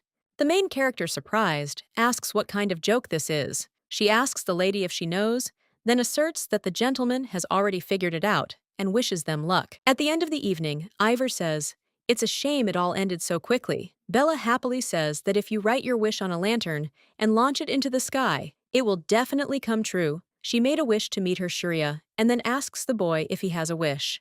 Keel says he'll write his own wish. Janbar says no wish will come true that easily, and Jan says he'll write it himself too. The princess says to light the device, but the demon says they have nothing and asks what to do. The main character suggests lighting it with magic, then snaps her finger and tells them to be careful, but at the same time, the fire was on the Genbar's shirt. Jen, surprised, asks if the mistress is even training. Ivor suggests they look for matches, but thanks to her magic, there are no witnesses, and then they launch their lanterns into the sky. Bella says she hopes their wish comes true. A few days later, Jen asks the mistress how he's supposed to explain this to her. She suggests trying again, and at that moment, he thinks she really has trouble controlling her magic. It's not really necessary in the demon world, let alone here, and he realizes she's been tricked somewhere. Bella says she doesn't understand because she simply allowed them to meet. The half-blood tells her mistress that a magical attack should be completed in 1 or 2 seconds, and during that time, she needs to be able to calculate all the formulas and correctly direct the magical force, since her opponent will have time to strike during that time. Hearing this, the main character thought that now she understands why they are so smart. At this time, a young gentleman was watching them, and he thought that he was worried that she would immediately respond to the invitation, and he was wondering how Bella knew about Sharia and Cruel, and understands that the lady is not going there yet, but she thinks that there are enough problems without Togo. The boy thought that it was easy for him to be nice because he was a child now, but he couldn't rely on that alone because he understood that he was still far from becoming an emperor. Ever asks the gentleman if he's looking for something. Keel replies that he wanted some tea, and she says she'll bring it right away. The lady with blue hair says that the mistress is not at all interested in love affairs, and the boy says that maybe she already has a fiancé and asks if this is true. Ever tells her she likes how active he is and then smiles. He tells her not to laugh because he's genuinely interested. She says he's very sweet, and then explains that the lady doesn't have a fiancé, but that's not his problem. The lady Keel asks how exactly, and at that moment, he thought that this lady has a lot of experience in love affairs. Ivor asks why Jen is so attracted to Janbar. The boy covers his ears and says he can't hear anything, and then thinks he shouldn't have asked her. A few months later in winter, the main character screams and says that she can't do it anymore, and Jen says in surprise that they just started. The princess claims that she needs a rest, and at that time, she thought about the fact that last month, Keel turned 13, and she understands that even when you study with your favorite character, it is difficult to enjoy this time. Bella asks if there's a sea nearby. Jen replies that there is, but it's a week's drive away. Jen says he can't believe they'll get even a month off from the academy, and the bear asks if she can go too. The princess objects, explaining that bears aren't allowed. Fur screams and asks why she can't go, because she wants to have fun with them too. Keel asks if they can take the truck too, and upon hearing this, the main character doesn't understand how she can refuse him, but then agrees and says that then they'll go to the mountains. The girl thought that she didn't want to die from the cold at this campsite and asked the boy if he was very cold. The princess asks Fur how long it will take to recover if her skin is removed. The bear asks the lady in surprise how she can say such a thing, and she explains that Keel is cold. The young gentleman asks the girl to hug him, and at this time, the main character thought that he would drive her crazy because she didn't understand how she could resist him. The lady turns to the Janbar and tells him to go to the estate and bring Keel some clothes. He asks surprised why he has to do this, and the lady asks if he's asking her to go. The girl turns to the boy and says that the Janbar will soon bring him clothes and asks him to be patient a little longer, while at this time, the boy thought that it would be okay if he didn't return. The young master believes that this is not just affection or warm feelings for a family member, because he never thought that he would love Bella so much. Keel understands that he does not want to be just a younger brother to her who needs to be protected, although he really likes to hug her or hold hands, and when he hugs a girl, he dreams of living like that forever. Ever asks the half-breed when they'll make peace with the Genbar, then says they've already kissed, and wonders why they're taking so long. She says there's nothing to be done. Demons have plenty of time, and a year will pass before you know it, then says it'll happen even faster for these two. Jen claims that the mistress treats him so well, only in order to later invade the human world. Upon hearing this, the blue-haired lady was surprised, and said that it seems to her that the mistress truly appreciates the young master. The guy claims that she is the strongest in the demon world, and then asks why she would bother with a human. Ivor says that the lady is more like him, and the guy asks if she is sure that she is sincere with him. The lady asks which of them lives in the human world, and then claims that she cannot even distinguish real feelings from fake ones. At this time, the main character watching them says that it seems to her that these two have become friends, and then says that the sun is already setting, and asks Jen if he will set up a tent. The princess tells Fur to bring firewood Ivor to heat water and cook dinner, and Keel to warm up by the fire. The boy tells Bella he'll go help Fur. She objects and says there's no need as she thinks he might catch a cold. Janbar wonders what good is a man who can't even bring firewood, and Iver tells the lady that the young master is not that weak. The main character asks if they will be responsible for his health. Keel insists everything is fine, and he'll go with the bear. Ivor asks the mistress to help her, because the lake is frozen and she can't break through the ice. Bella kicks the ice and breaks it. Adama enthusiastically declares that she's the best. The princess thought about how she didn't like it, and then said she'd go check on the boy. Jen claimed the mistress was exaggerating. At this time, the young gentleman thought that in the past, he often wandered through the mountains in search of shelter, but he understands that now everything is different because he has a warm home, food, and family, as well as one wonderful person who constantly smiles at him, and he would like to stop time. Keel muses that when he returns to the Emperor's castle, he wonders if Bella will stay with him, He also speculates that after his departure, she might fall in love with someone else. The boy understands that she has already influenced his life because he really thought that he would die without sacred powers, and therefore believes that this needs to be corrected as soon as possible so that no one else would dare to say that he cannot be a member of the ruling family due to the lack of mana. Keel thought that he didn't want to go through this again, but this was the only way he could take Bella. The main character reflects on the fact that maybe she worries too much because the gentleman is already 13 years old and he is quite independent and has enough strength to cope with problems alone. Jen asks if she didn't want to make a great man out of him because he feels that too much attention could harm the young master. Janbar agrees with him and says that his character is developing now, and being overprotective could affect that. The main character thought about how she trusts him, but for some reason, she can't help but worry. The she-bear returned with the boy. At this time, Ever was preparing food by the lake, and when Fur saw this, she became very embarrassed.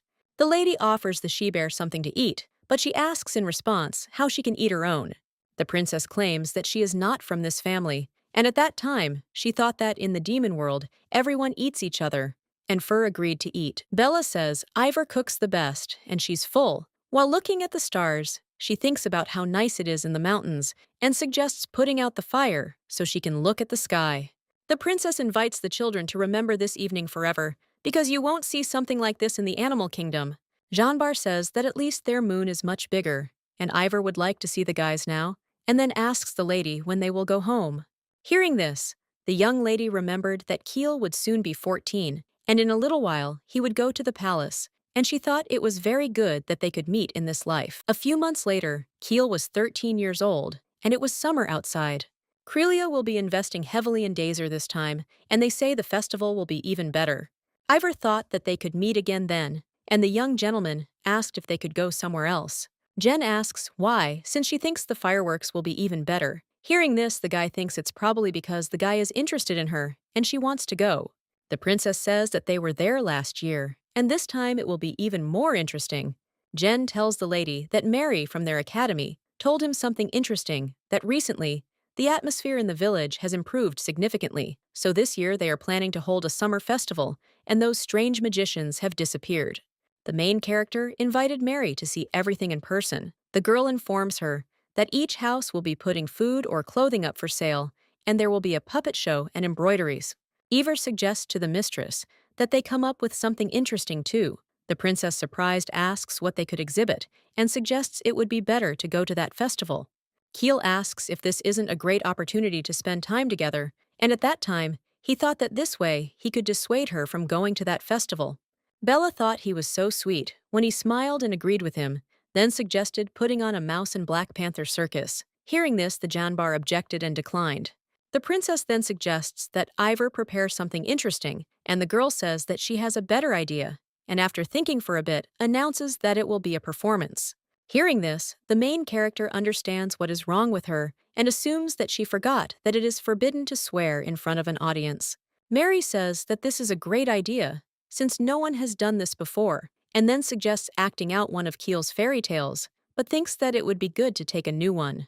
Ivor agrees with her and says that she will do so, and then turns to the gentleman and asks if this is not a great opportunity, since he will be a prince, and the lady a princess. Having heard this, the main character realized that he wanted to play the prince, and he said that he would like to try. Bella remembers that he didn't say he didn't like attention, and the boy asks if she wants to. Bella says she's sure it will be fun, then agrees and says she'll make everyone participate. It was decided to stage the performance based on the Sleeping Beauty novel, in which the main character would play the princess and Keel the prince, who according to the plot would save her. Children from their fencing school will also appear as the witch's servants, and Jen will play the witch with a bunch of lines. Genbar will be the king without lines, and Ever will be the queen with a monologue. At the end of the day, the main character thought that she could finally lie down. After all this was annoying her, and she wanted to rest. The girl remembered the rehearsal and the young gentleman's face when he said he'd come to rescue her. She believes only the right people should participate in the performance and understands that, in the future, he will make more than one girl cry. The next day, Bella says that this is enough for rehearsals, and at this time, the young gentleman thought that they had not finished, and then he touches the princess's hand and asks if she will marry him. Bella thinks it's best not to say that now, and he asks why surprised. The mistress explains that the princess is seeing the prince for the first time, and then asks how she can marry him since it's unrealistic. Hearing this, Keel thought that she had not been so harsh before, but he understood that during the performance, she would have no choice.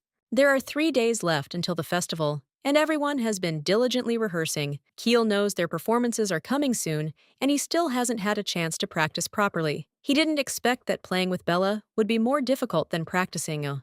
Jen looked at the young master and said that he would fall like that, and then said that he would play the role of the prince, and therefore told the Janbar to practice with him. The demon claims that the master is not that weak, and the red-headed guy says that the others are fighting in turns, and even in such heat.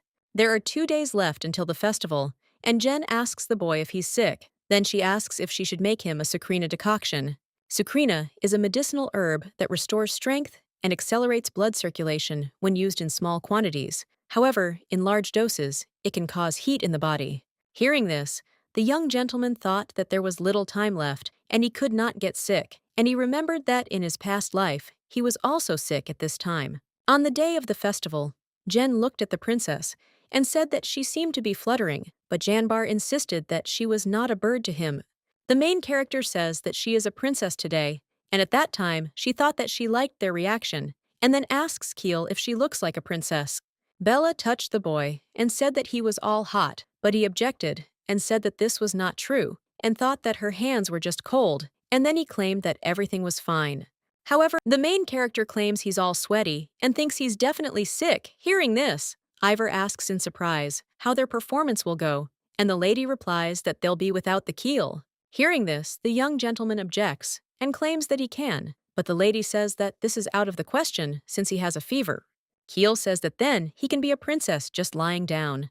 The mistress orders the Janbar to put the boy to bed in his room. Jen says he thought the boy would fall if the mistress hadn't caught him in time, then reports that the master tried so hard, but the Janbar didn't even let him rest. Eva reports that this is why she made breakfast with medicinal herbs and sucrina this morning. Hearing this, Jen, surprised, asks why she didn't tell him. The girl replies that in small doses nothing will happen. The red-headed guy smiled and said that he also gave him this decoction. Keel tells the bear that she's heavy. Fur explains that she's doing it because the mistress told her to warm him up, and then says that since he's awake, she'll go get a towel. The young gentleman, hearing this, asks how the performance is going, and thinks that suddenly, someone else will kiss Bella, and does not understand why he is even thinking about this, since this is an ordinary performance, and he does not understand what this greed is for, but he believes that he wanted to show Bella his feelings. Keel, lying in bed, saw Bella enter his room and thought about how she should be performing now. She asks him how he's feeling, and he tells her he likes her very much. The main character thought that something bad was about to happen, and Fur said that he would be their bear pillow, and the girl thought that it was good that the she-bear intervened in time, and Keel's temperature dropped. The lady reflects on the fact that she doesn't like that he is sick, but she is glad that they canceled the performance. However, she understands that it is all acting, but Keel's line seemed too real. After all, he looked so grown up, and that is why she was confused. Bella reflects on the fact that if he were in the castle, they would have already found a bride for him, and believes that the force with which the novel strives to follow the original is very strong, and if the story does not end as in the original, then the character who moved here will be blamed for everything. The girl does not understand how great this power is. After all, it is not yet known, but she knows that when she becomes an adult, the Demon King will call her, and this will mark the beginning of the story. The main character understands that she will still go to the demon world, and it will be difficult for Keel to live there, and there is a year left before his arrival at the castle. Ivor explains that many parents took it badly when the princess turned out to be a Genbar. The lady says it should have been embellished and asks if she was hurt. The lady looked at the boys, confused about what was wrong with them again, and she felt so ashamed of her role as a princess. Ivor smiled and asked the lady if she really couldn't see. The princess thought that these guys couldn't be relied on. Fur reports that she is finished with cleaning, and the main character claims that she is the best, and at that time thought that this is because she does not add problems. The she-bear hugs the lady and asks if she loves her more than anyone else, and also wonders if she is better than the master. Bella replies that even 100 like her aren't worth one. Keel Fur is surprised to hear this, and then says that if he doesn't exist, she will become the best. The main character says that if she touches Keel, she will get rid of all the bears, and therefore suggests being a good girl.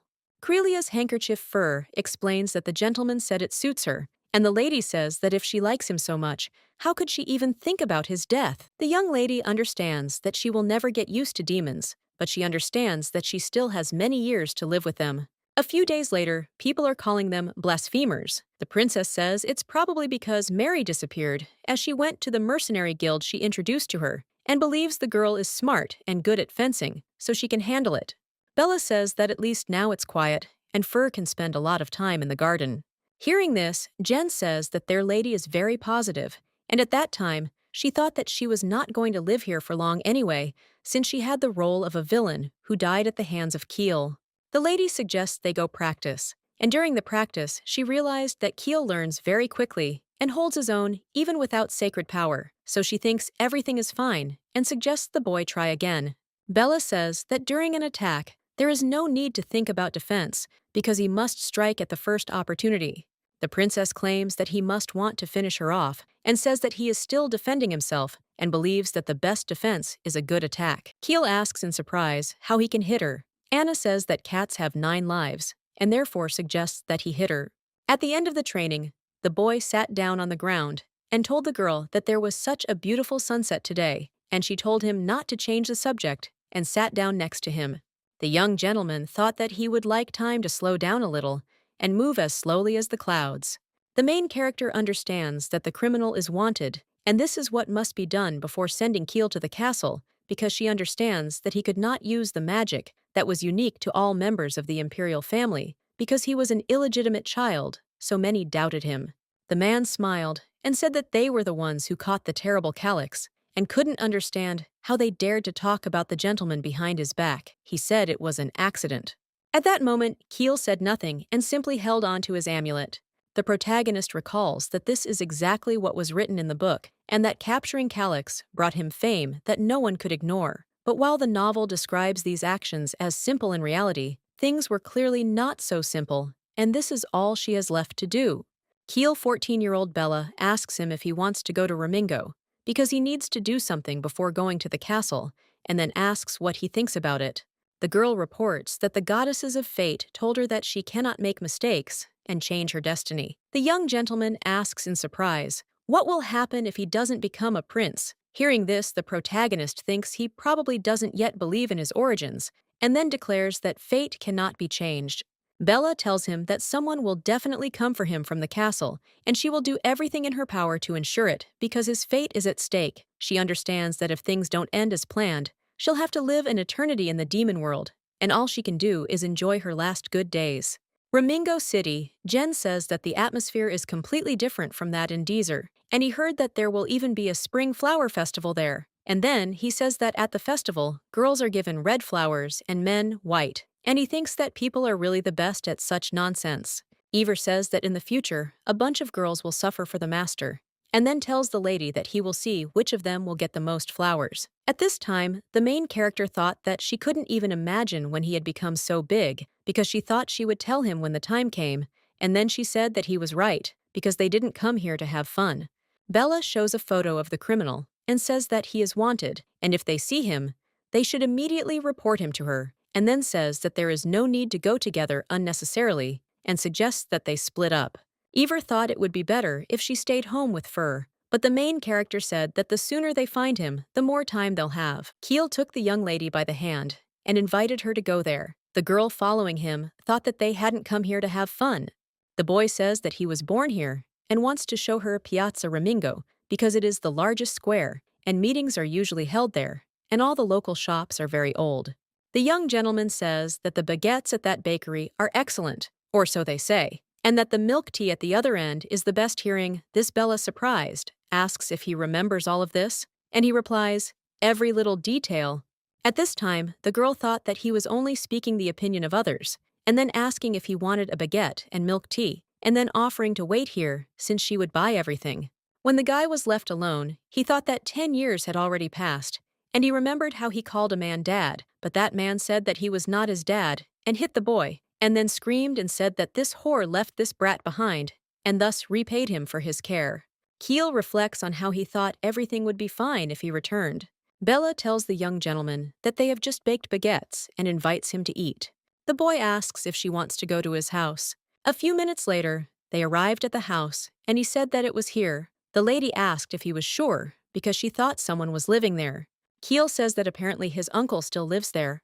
The princess remembers that when he was 8 years old, he looked 6 at most, and that this man also sold Keel to a magician. And then she says that they can just return, but the young gentleman assured her everything was fine, and then opened the door. When the girl stepped inside, she thought it didn't look like anyone lived there. At that moment, the boy said nothing, simply clutching his amulet. Keel turns to his uncle and says that they haven't seen each other for a long time. The man asks who they have here and wonders if he is still alive.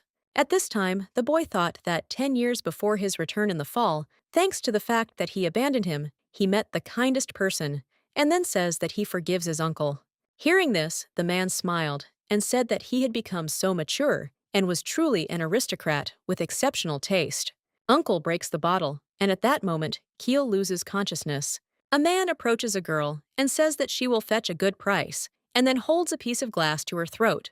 The young lady says he's her uncle, and asks how anyone could sell their own nephew. Hearing this, he asks if she's talking about the scum this fool gave birth to, and wonders if she'll ever make a man out of him. Hearing this, Bella thanked him for the answer, and then quickly dealt with it. The bandits who had entered watched the girl in surprise, and without thinking twice, she dealt with him too. The main character understands that she must finish him off at any cost.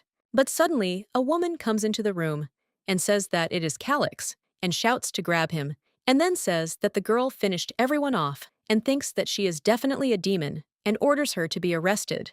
The next day, the boy asks Bella how her arm is. She replies that, honestly, it doesn't hurt, and everything is fine. Meanwhile, she thinks about how courageous he is, and as in the original, they caught the criminal. The princess thought that she should have fun for the rest of the autumn, and prepare for separation, so that it would not be painful later, and first they should go to the sea. The lady asks the investigator what punishment Calix will receive. He replies that his limbs and tongue will be cut off and then thrown out into the city. At this point, the girl looked at the boy and thought he was surprised by such a cruel punishment. Keel thanks the girl for always being there for him, and she too thanks him for growing up to be such a good guy, and is sure he will be happy, just like in fairy tales happily ever after. Into the room and says that his name is Rohan. Then he asks if the boy could show him his amulet. At this time, Bella thought that Rohan was on the side of the emperor and played the role of an observer for Keel. The empress's maid of honor ran away, taking the child with her, and no one stopped her because of the similarity between the boy's eyes and the emperor's. However, the empress's son, the crown prince, died in an accident, and the imperial palace was forced to begin searching for the emperor's illegitimate son. And Keel had only 2 distinguishing features: amber eyes like the emperor, and a gift given by the emperor to the lady-in-waiting, an amulet that only the ruler himself and his closest servants knew about. Rohan says that Keel Geryon Elysia is the crown prince of the Elysian Empire and understands that this is difficult to accept, but it is the truth. At this time, the main character thought about the fact that she found out that Keel was the crown prince on November 10th and believes that she sped up the events. Rohan says that he will say directly that His Majesty ordered the elimination of everyone who knows about His Highness's past, because in the future, this could both help and harm the prince. Keel claims that this girl will not tell anyone. At this time, Bella thought about the fact that Rohan had said this 10 years ago, because the crown prince led a dissolute life, all the children who could potentially be killed him. The boy understands that this girl is not the kind of person who is easy to break, but he knows that if someone attacks her house because of him, she will have a hard time, and if he does not become the crown prince, she may die. Keel tells the lady not to worry, because he promises to do everything possible to keep her safe, because he will definitely come back for her later, and therefore asks her to wait for him, because he promises to make her happy. At this time, the princess thought that in fact, she wanted to continue living with Keel together, and then hugs him, but suggests that if he met Rosanna, she would listen to all his worries about this. The girl reflects on how she wanted to see his happy face in person. He suggests she transform into a cat to make their separation easier. Bella became curious whether they would see each other again, since she would return to the demon world. Rohan comes into the room and says that it is late, and he has prepared a place for them to rest in the next room. The girl says that she regrets that they never went to the sea because she would have taken even further. The young gentleman, surprised, asks if she can swim, and she replies that she caught a huge salmon in the river. Then she tells Keel that a happy ending awaits him, and that while his path may not be easy, sooner or later, he will become emperor. Bella says that she should let him know that she was happy with him, and he asks in surprise why she speaks as if they are saying goodbye forever. The girl says that no one knows when they will be able to meet again, and believes that it is better to say everything now than to regret later that she did not do it. Keel takes out a red thread and asks the princess if she will tie him to her with the red thread. She insists that this should be done with the person she truly loves, and then declares that, of course, she loves and adores him, but this is a different kind of love. The princess says there's no such thing in their kingdom and that she doesn't really understand it, but the guy pretends not to hear her and starts whining, ties it around his finger, and suggests they smile at each other the next time they see each other. At this time, the main character thought that during their first meeting, they also sat and talked all night long, and she hopes, despite returning to the demon world, that she will be able to get here again. The young lady understands that then the only thing she would want is to take his hand again and stay with him until the very end. The next day, the gentleman asks if they've had time to say goodbye, and the girl, surprised, asks why he stayed. Rohan replies that he still has business here and asks if she's sad. Meanwhile, the princess thought about how she didn't know why, but she was worried Rohan thanked the lady for looking after His Highness all this time and said that it would be better if she moved, and then the bag of gold would arrive. Bella asks why, and he says that he thinks her presence could harm the prince. The girl asks him if he thinks he should think first and then speak. He explains that if he wanted to intimidate her, he wouldn't have tried to talk. Then he shows her a bottle and says that this medicine can erase memory and make memories blurry. The gentleman suggests taking this medicine and no longer interfering in the prince's life, since he believes that this will have to be done in any case, and the sooner the better, but he believes that if they are truly connected by fate, they will definitely meet. Bella picked up a book to read and said he was impudent because he knew nothing about fate. She wondered what it would be like if she could get to the human world and meet Keel. Suddenly, Jen calls for the mistress, and she asks in surprise what happened. He says they were attacked and asks if they should be left alive or finished off. Janbar reminds him that the princess said this was called self-defense. She agrees and orders only one person to be left for questioning. The princess asks the robber who sent him. He replies that it was the witch, and when the lady heard this, she tells Ivor to create an illusion. The lady with blue hair smiled and said that at such moments, a nightmare demon is needed. She approaches the robber and asks who sent him. The robber replies that Ivor was surprised to hear this from the castle and asks if they really know and suggests that maybe it's all about the angels from heaven and asks about it. Bella tells him to name everyone who was with him. He names Lola, Peter, Hans. Hearing this, the main character realized that these were secondary characters who were supposed to become Keel's pawns, and believes that she sped up the event by only 6 months, but already finished off the secondary characters. A month later, Ivor asks if everything will be all right with the lady. The she-bear says she's not even eating, but she cooked her favorite dish, meat stew, and thinks it's all because of the young master. Janbar says that without him, it's even easier to breathe, and Ivor tells him to stop crying, and the demon says that these are not tears, but sweat. Jen, surprised, asks the boys what they're doing there. Janbar asks which one of them is half human and also wonders where his humanity is. The red-haired boy asks if they've forgotten about the mistress's plan, and then explains that she wanted to take over the human world after the master grew up. He says he won the argument anyway, and reminds them that Ivor said the mistress would keep the master with her. The blue-haired lady insists it's not over yet, then opens the door to her room and asks if she's okay. The princess asks if it's morning already. At this point, the young gentleman thought that nothing had changed, and he needed to quickly take his place in order to return to Bella. He ordered her to bring him everything he needed to know.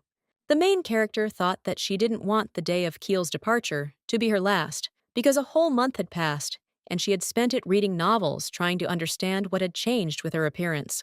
Bella read books about the history of this world and geography, and came to the conclusion that her presence changed the entire course of the novel. Ivor asks the lady where the young master is now. Upon hearing this, the young lady bursts into tears and says the food is very spicy. The blue-haired girl apologizes and asks if she should make it again. The princess objects and refuses, and thought that it would have happened sooner or later anyway, and she believes that time heals, and then asks Ever to call everyone else because she believes that it is time to move. A few months later, the young gentleman asks in surprise why the prince lives in a place that looks more like a prison. Rohan announces that they have arrived and greets His Majesty. Keel says that they already know each other and therefore suggests not to waste time and tells him to sit down. Juan looked at the guy and thought that it was the same boy, and then said that he hid well because he searched all the magic towers in the Ilino district. The prince offers to tell where Bella is now, and at that time, he thought that he did not want to ask Juan Cruel for help, but he understands that Rohan is now watching him, so only he can help him. Keel gives him a note to deliver to the estate. A few days later, Juan tells the young master that it's empty. He asks, surprised, if he thinks he'll believe it. Juan insists this is true, and he's questioned the villagers, and they all agree that no one lives there. Hearing this, the young master thinks this is impossible, but he knows everyone in the castle obeys the emperor, and he can't imagine they're trying to deceive him. Rohan addressed His Highness and told him not to dwell so much on the past. Hearing this, the boy realized that he had once again guessed his thoughts.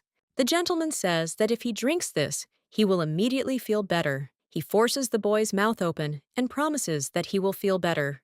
3 years later, Rohan tells the master that he needs to look at these documents. Keel says he will definitely look at them.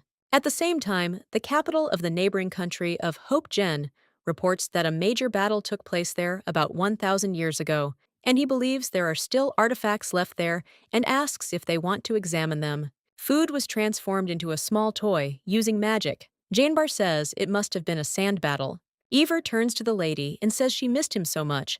Bella insists she's not talking nonsense and asks which of them suggested going for a walk. The blue-haired girl asks if she needs anything at the market. The princess says she needs to buy some clothes and a couple of hammocks first. The saleswoman asks to look at the Hope souvenirs. The young lady says it's a very cute cactus. The woman greets her and explains that it's their famous fire cactus, which is found in every Hope home, and it also blooms incredibly. The saleswoman explains that this is quite rare, and they say that if the flower blooms, the wish will definitely come true. Hearing this, the girl remembered Keel's promise to fulfill it, and at that moment, she thought she needed to pull herself together, then said she would buy it. The woman tells her to water it every day and keep it in the sun one day and in the shade the next, because that's the only way the flowers will bloom. The main character understands that the action of the novel begins in a year, and it is time for her to return to the world of demons, because the time has come. The princess tells the boys that it's time to go to the Empire. Keel reports that he knows magic can be restored using relics. Rohan says he's made excellent progress so far, and therefore believes his master should stay out of harm's way. The boy asks if it wouldn't be better if he had magic. The assistant replies that he doesn't think fencing is enough for him. Keel reflects on how he's been doing nothing, even though he was already searching for sacred relics earlier this month, and he thinks his attempt to escape was in vain, as the guards have only increased. However, he wants to see the estate for himself. Forgetting potions help people cope with the death of a loved one or get over a breakup, but they don't help them forget the person completely. It's like sometimes forgetting what they ate for dinner last night. The potion blurs the memory, but for him, it was poison. The young gentleman asks the boy what he's looking for. He replies that he can't find it at all and asks if this means it wasn't the animal kingdom, but an oriental one, like people who travel from the past to the future. Keel wonders if this means that time can be controlled and reports that this kingdom was destroyed 100 years ago. The guy with blonde hair says that he understands that it sounds incredible, but if people from other worlds can come to them, then time can also be controlled. However, the young gentleman objects and says they need to keep looking. The assistant says he'll look for it himself and suggests the gentleman take a rest. At this point, Keel thought about how every time he tried to remember something, his head started to hurt, and he thought it was a good thing he was able to meet Leo at the castle. After all, his childhood memories were like a dream, and none of the villagers remembered Bella, so he thought maybe it was just an illusion. Keel really misses the girl and thinks that they will definitely meet. The main character has transformed into a cat, and she does not understand how it was possible to defend herself so strongly with holy power, and she knows that Keel must have been looking for sacred elements for 6 months already.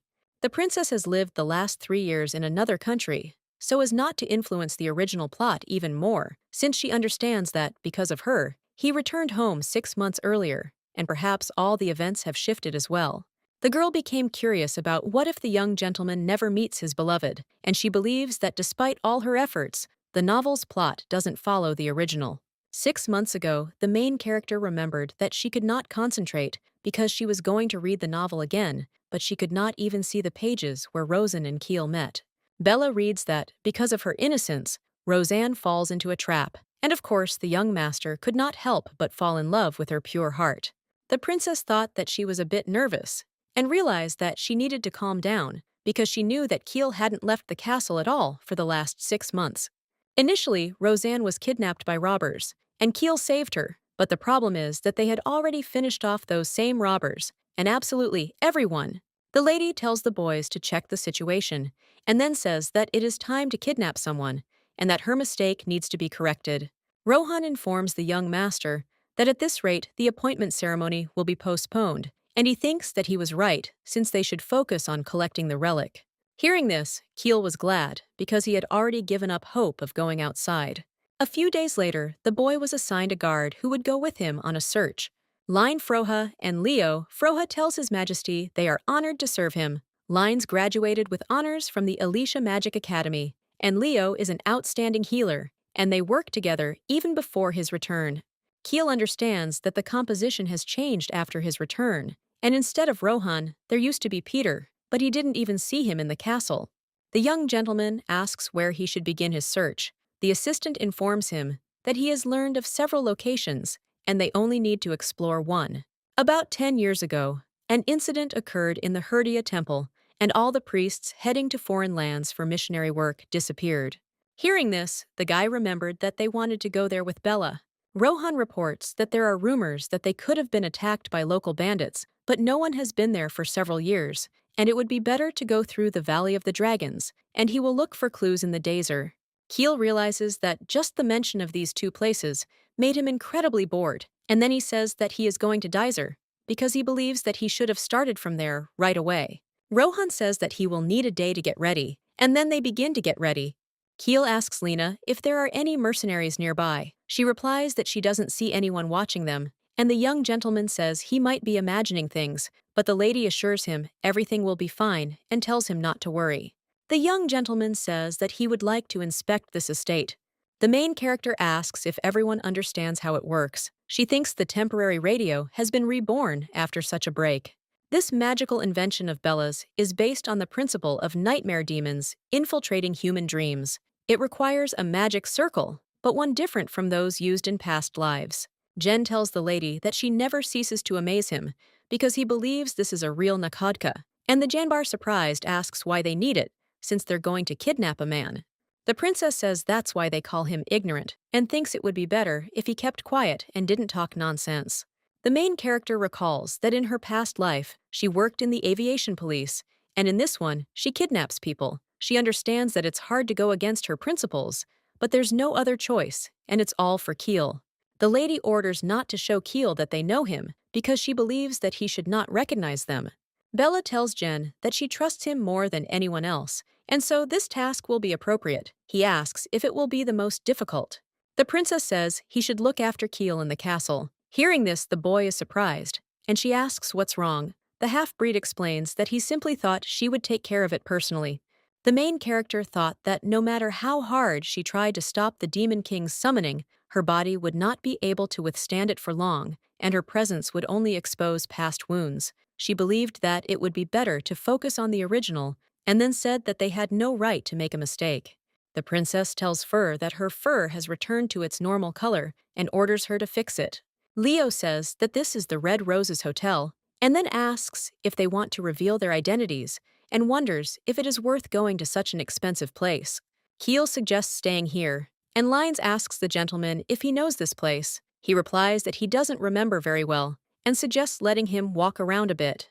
While walking around the city, the guy remembered that he thought he and Bella had stayed there when they came to the festival, and thought that coming here was an impulsive decision. Keel remembers that in this place they launch sky lanterns, and thinks that perhaps he shouldn't have changed his wish then about wanting to stay with Bella forever. The young gentleman wondered who knew this wish would never come true. He remembered the girl saying he would one day devour all of high society, and it seemed to him that he had been devoured. The guy thought that he had forgotten himself because he believed that princes should not smile. At the same time, the main character announces that they have arrived at Dazer and says that it is time to begin distributing roles. Jen must look after Kiel Genbar, monitors the mercenaries who will kidnap Roseanne Aver during the preparation process. Fur must spread rumors in the city that a group of robbers has stolen a holy relic. Jen says over the radio that the gentleman has entered the hotel. Hearing this, the lady asks what the hotel is called. He says it's the Red Rose, and that they stayed there when they were at the festival. Jen reports that the gentleman has grown significantly and is now taller than the lady. Bella threatens him and tells him to try something against the gentleman, and then she thinks about how she needs to control herself and how she can't disrupt the original. The next day, Ivor did a great job and told the princess that the master and his servants had gone to the temple. The main character looked at the radio and said that with their forces, they could easily handle even 15 mercenaries. She suggested that Jen leave before he gets caught. However, the guy objects and says he'll get there himself. Bella realizes she just has to wait until Kiel and Roseanne meet, and then everything will fall into place, and she hopes her body can handle it. The princess announces that they are approaching the most important stage, and therefore suggests that they gather especially Fur. Then she announces that Roseanne is now at the door. The maid tells Mistress Roseanne it's dangerous. The lady insists she thinks someone is coming to their aid. The main character thought it was all going perfectly, because everything was going according to plan. Roseanne stood by the door, waiting for someone to save her, but when it opened, she fell in surprise right into Kiel's arms, and it all ended with a kiss. The princess believes that Kiel will have to take responsibility for what happened and postpone his trip, and most importantly, that everything goes according to plan. The girl thinks that after this, he will go and finish her off, and she will disappear from this story, and then asks Fur through the radio if the door is open and if they hugged. As the bear ran away, she thought that if the mistress found out about her punishment, they would even write it in the history book of the demon world, and she understood that this could not be allowed. Fur, who loves the princess more than anything in the world, believes that she has finally been entrusted with an important task, and right now, she is pretending to be a toy and watching what is happening. The she-bear looked at the lady and thought that her pink hair resembled cotton candy and that she really wanted to eat her. However, it was a pity that she needed her alive to successfully complete the mission, and she realized that if she jumped higher, she could see her. Fur saw that the cotton candy fell as the lady said, and she understood that she needed to give the sign twice. Roseanne, lying on the floor, asks for help, and at this time, Fur was so scared that the gentleman recognized her, but everything is fine. Suddenly, the gentleman approaches the bear and calls her Fur. Meanwhile, the she-bear thought about how she needed to hold on, and if only he knew how hard her heart was beating. Meanwhile, Kiel thought that the fur had a different color and thought that it shouldn't be here. A lady with pink hair asks for help. The young gentleman looked at her and thought she looked like a ghost, as she looked so sad. At this time, the main character asks through the radio whether they really kissed, and Fur understands that everything is wrong, and she needs to press twice, but it doesn't work. The maid looked at the bear in surprise and said that the toy was moving. The young gentleman was surprised when he heard this, and Mary said to look at her paw because it was definitely sitting differently. Kiel screams and calls out Fur's name so much so that the she-bear gets scared, and objecting says that she is pudding and then gets to her feet. Roseanne, surprised, says the bear can talk, and at that moment, the young gentleman takes his hand from the girl and asks Fur why she's lying. He orders her to answer right now. The bear asks the gentleman to pretend that he didn't see her and then quickly runs away.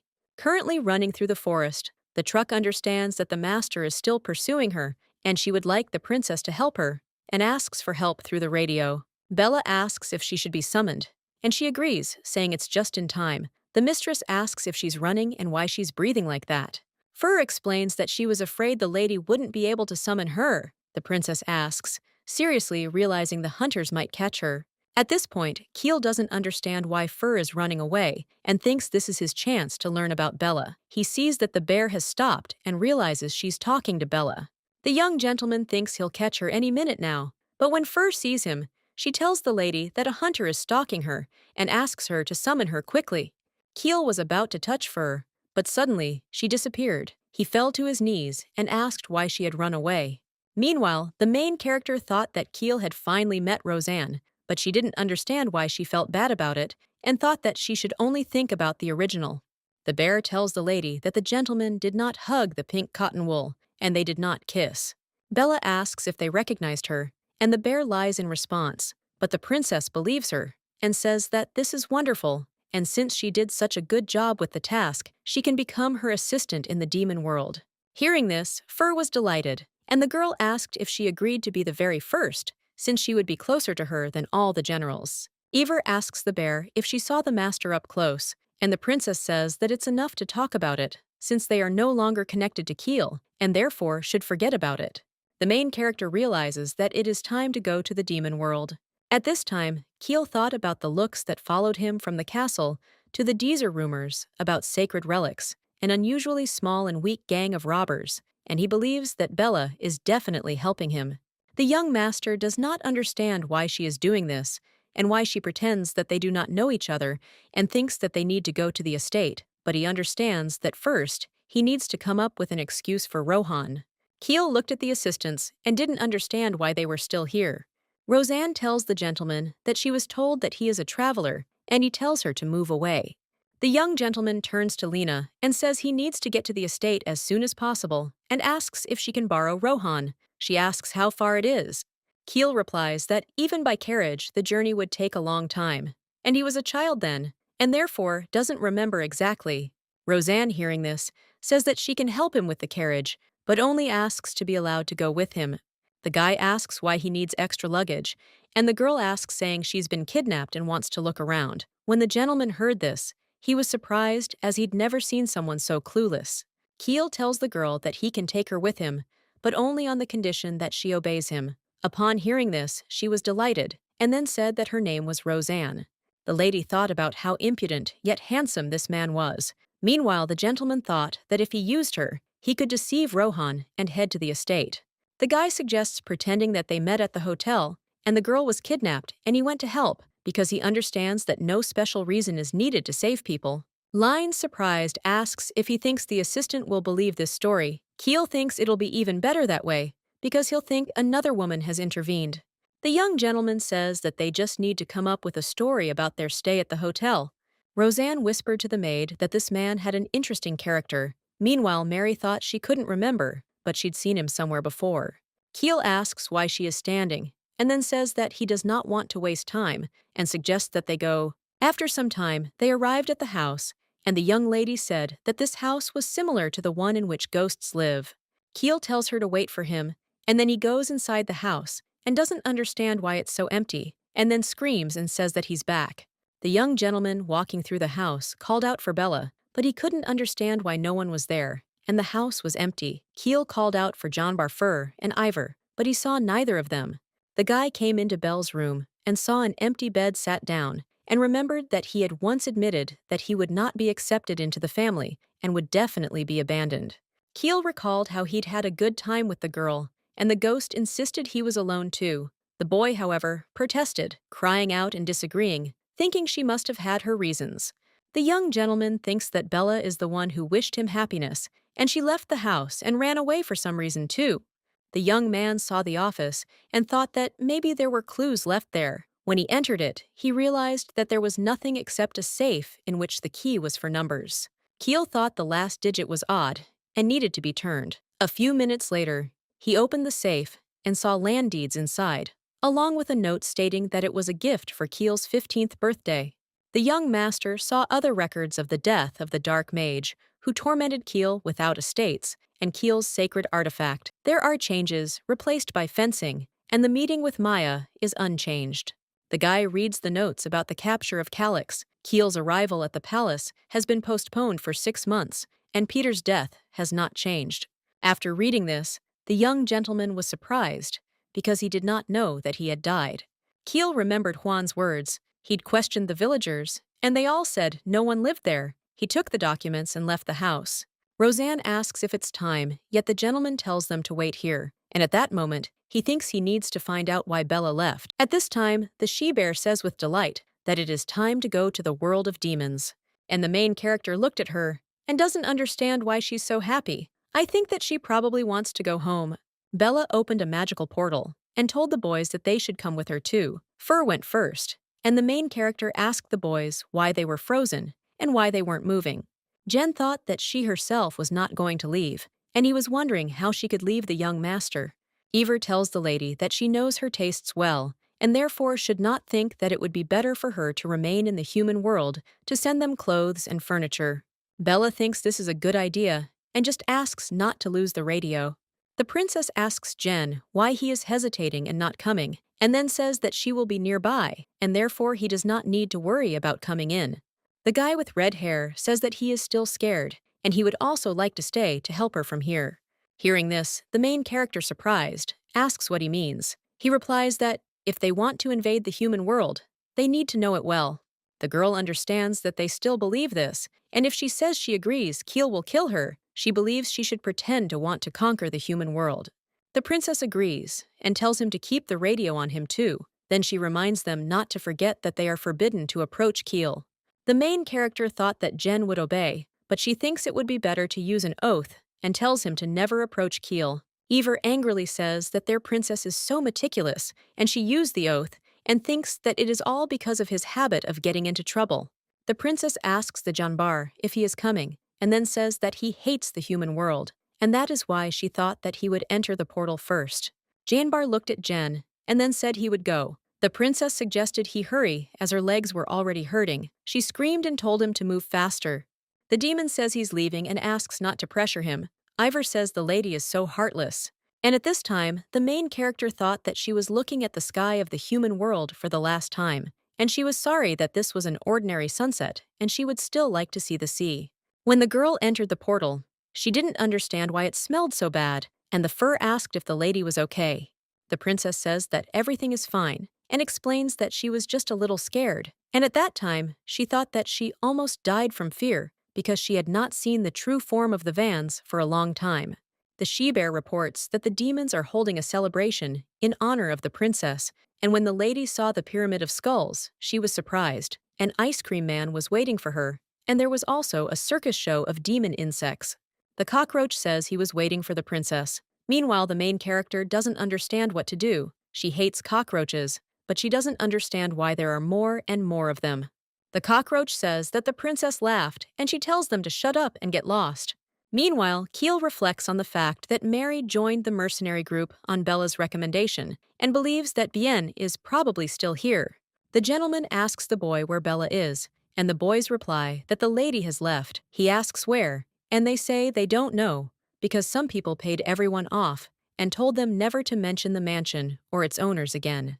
Beale says that they only know that there was a murder there, and someone saw a red liquid or something like that, but they are not sure.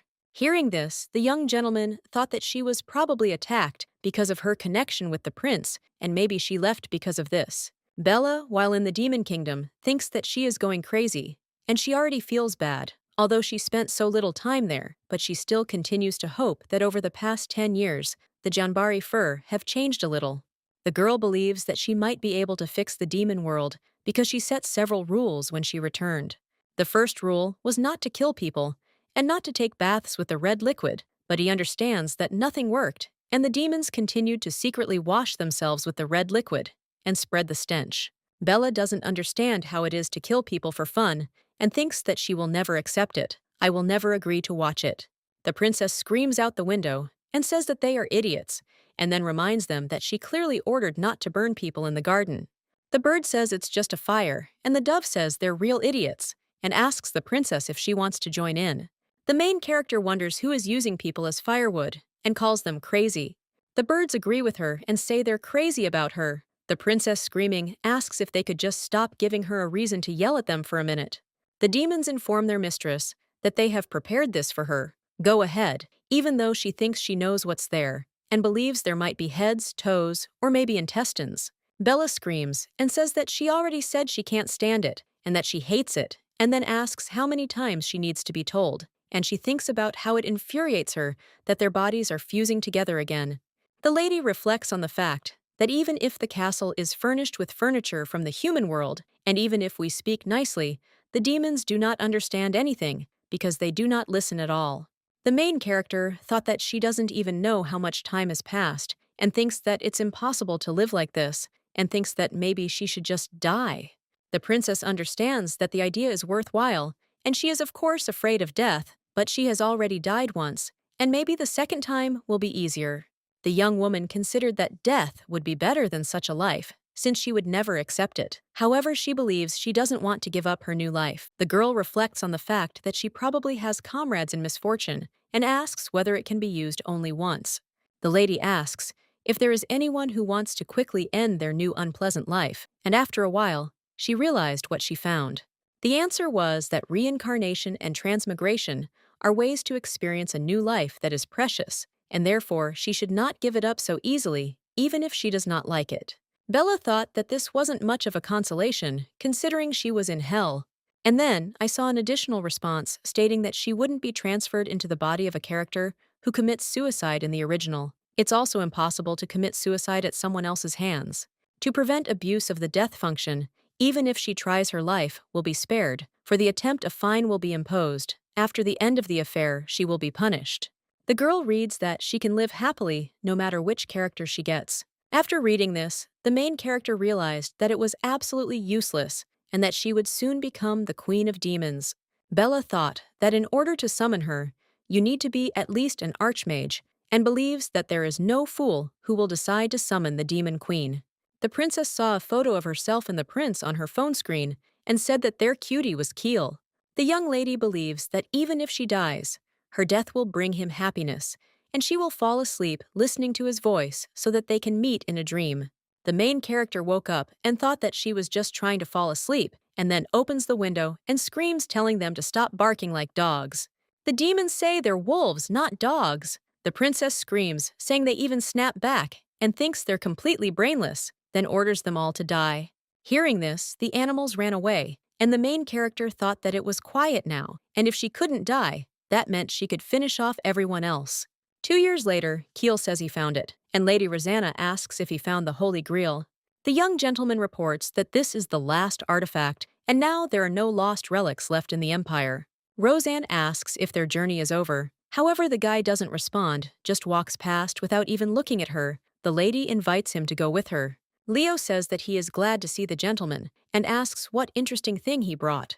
Keel throws the artifact, and Lines only manage to grab it, and then asks if he has set out to search for the Grail at such an hour, and thinks that he is impatient. Leo says that if he had told them, they wouldn't have pitched the tent, and he doesn't believe that it all ended so easily. Keel says that he is tired, and so he will go and rest a little. Lines asks how he knew about the location of all the artifacts, and believes that the gentleman seems to sense them, since she thought that the search would take at least several days. The young gentleman thought that everything seemed to be going according to plan, and thanks to Bella's notes, they were able to quickly locate the artifacts, although he understood that reading the novel-like parts was unpleasant and particularly disturbing for Roseanne. Keel doesn't understand why this woman is constantly mentioned, and why the connection between them is often talked about. The boy ponders whether this book was given to him by the goddess of fate, or whether Bella came from the future. It's difficult to give an answer, but he's certain of one thing. Bella isn't in this destiny, and it's as if they weren't meant to meet. His Majesty thought that he would never accept this, but he understood that he didn't even really remember Bella's face, but he also didn't want to forget that she sang a lullaby, and he fell asleep listening to her voice so that they could meet in a dream. Keel thought that if he sang, they would be able to see each other in their dreams. At this time, Lady Roseanne thought that today was the last day, and life in the mansion was full of comfort and safety, and she shamelessly insisted on traveling because she wanted to see the world. The girl reflects on how the days were so joyful, and she is grateful for what happened. As time went on, Rosanna's feelings for Keel grew stronger. She realizes he's cold and sometimes seems oblivious to her, and she thinks it's probably just her imagination, because he can't be that bad. The lady remembers that he did give her water, and they accidentally hugged, and everything bad is immediately forgotten, and you just have to remember these little things. Rosanna realizes that an unknown force is pulling her heart toward Keel. She remembers that she told him about her feelings, but he never responded, and she thinks that perhaps she wasn't clear enough. Mary, watching the lady, thought that she was poor, and thought that this bottle would help her. The maid tells the lady that she bought them in the village they were passing through, and that these perfumes will give her courage, and therefore the lady can use them and explain herself to the Keel. Roseanne refuses perfume and says that she does not want it because she believes that feelings should be discussed independently.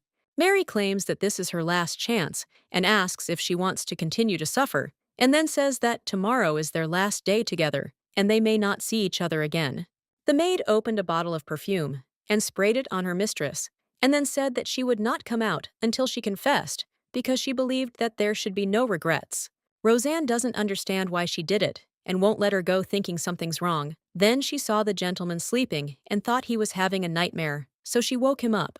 When Keel opened his eyes, instead of the lady, Bella appeared to him, and the girl with pink hair thought that this was the first time she saw such an expression on his face, and kissed him. The young gentleman asks where she got it. She replies that Mary gave her the perfume. Hearing this, the guy ran to the maid and asked where she got this perfume. Meanwhile, Mary doesn't understand why the potion isn't working and assumes it might be fake. Then she convinces herself that this can't be true, since the potion definitely works, and they were meant to be a couple. Keel reminds him that he asked a question. The maid replies that she bought them in the villages where they had been before. The young gentleman thought that he knew it, and in the mansion, the red liquid Ivor smelled the same. At this point, the demon addresses the princess and says she shouldn't kill her subjects so often, as they only become more active under her efforts, thus increasing their numbers. He then asks if she's sure it's wise to increase the power of the Thalas army now. The main character offers to crush everyone into dust. Hearing this, the goat thought the queen would be a beautiful demon princess. The girl tells the Janbar that the smell of the red liquid is too strong and tells him to tell them to clean everything up there, but not to call the insects. The demon says they're the best at this job. The princess says that if they all die, he'll be the best, and asks if it's not perfect. Fur informs the lady that Ivor has sent clothes. The bear has decided to keep the appearance she used in the human world because the princess liked it. The main character looked at her bed, where the dresses were lying, and realized that she hadn't been in her room for a long time, and then asked Fur to prepare her a bath. The girl looked at the dress and thought that it was beautiful and very comfortable. Lying in the bathtub, Bella thought about how she knew power drove demons mad and consumed them if they used it too often, and the smell of the red liquid always threw her off balance, even in the human world. The princess realizes that she controlled herself better in the human world. At this time, the ghost asks why they hold back, since they believe that killing makes it easier and that they have no equal in this. Bella thought about how she was turning into a monster, and living there for 5,000 years was much less scary than losing her humanity, and she wanted to escape. When the girl came to her room, she contacted Ivor via radio and asked why she sent such a dress. Ivor asks if she likes it, because he thinks it suits her perfectly. The lady replies that she has nowhere to wear it. The blue-haired girl asks if she wants to return to the human world, and then says that she has found a magician who can summon her. The princess says that she is doing well, and Ivor says that she knew that she would want to return, and therefore asks him to call her right now.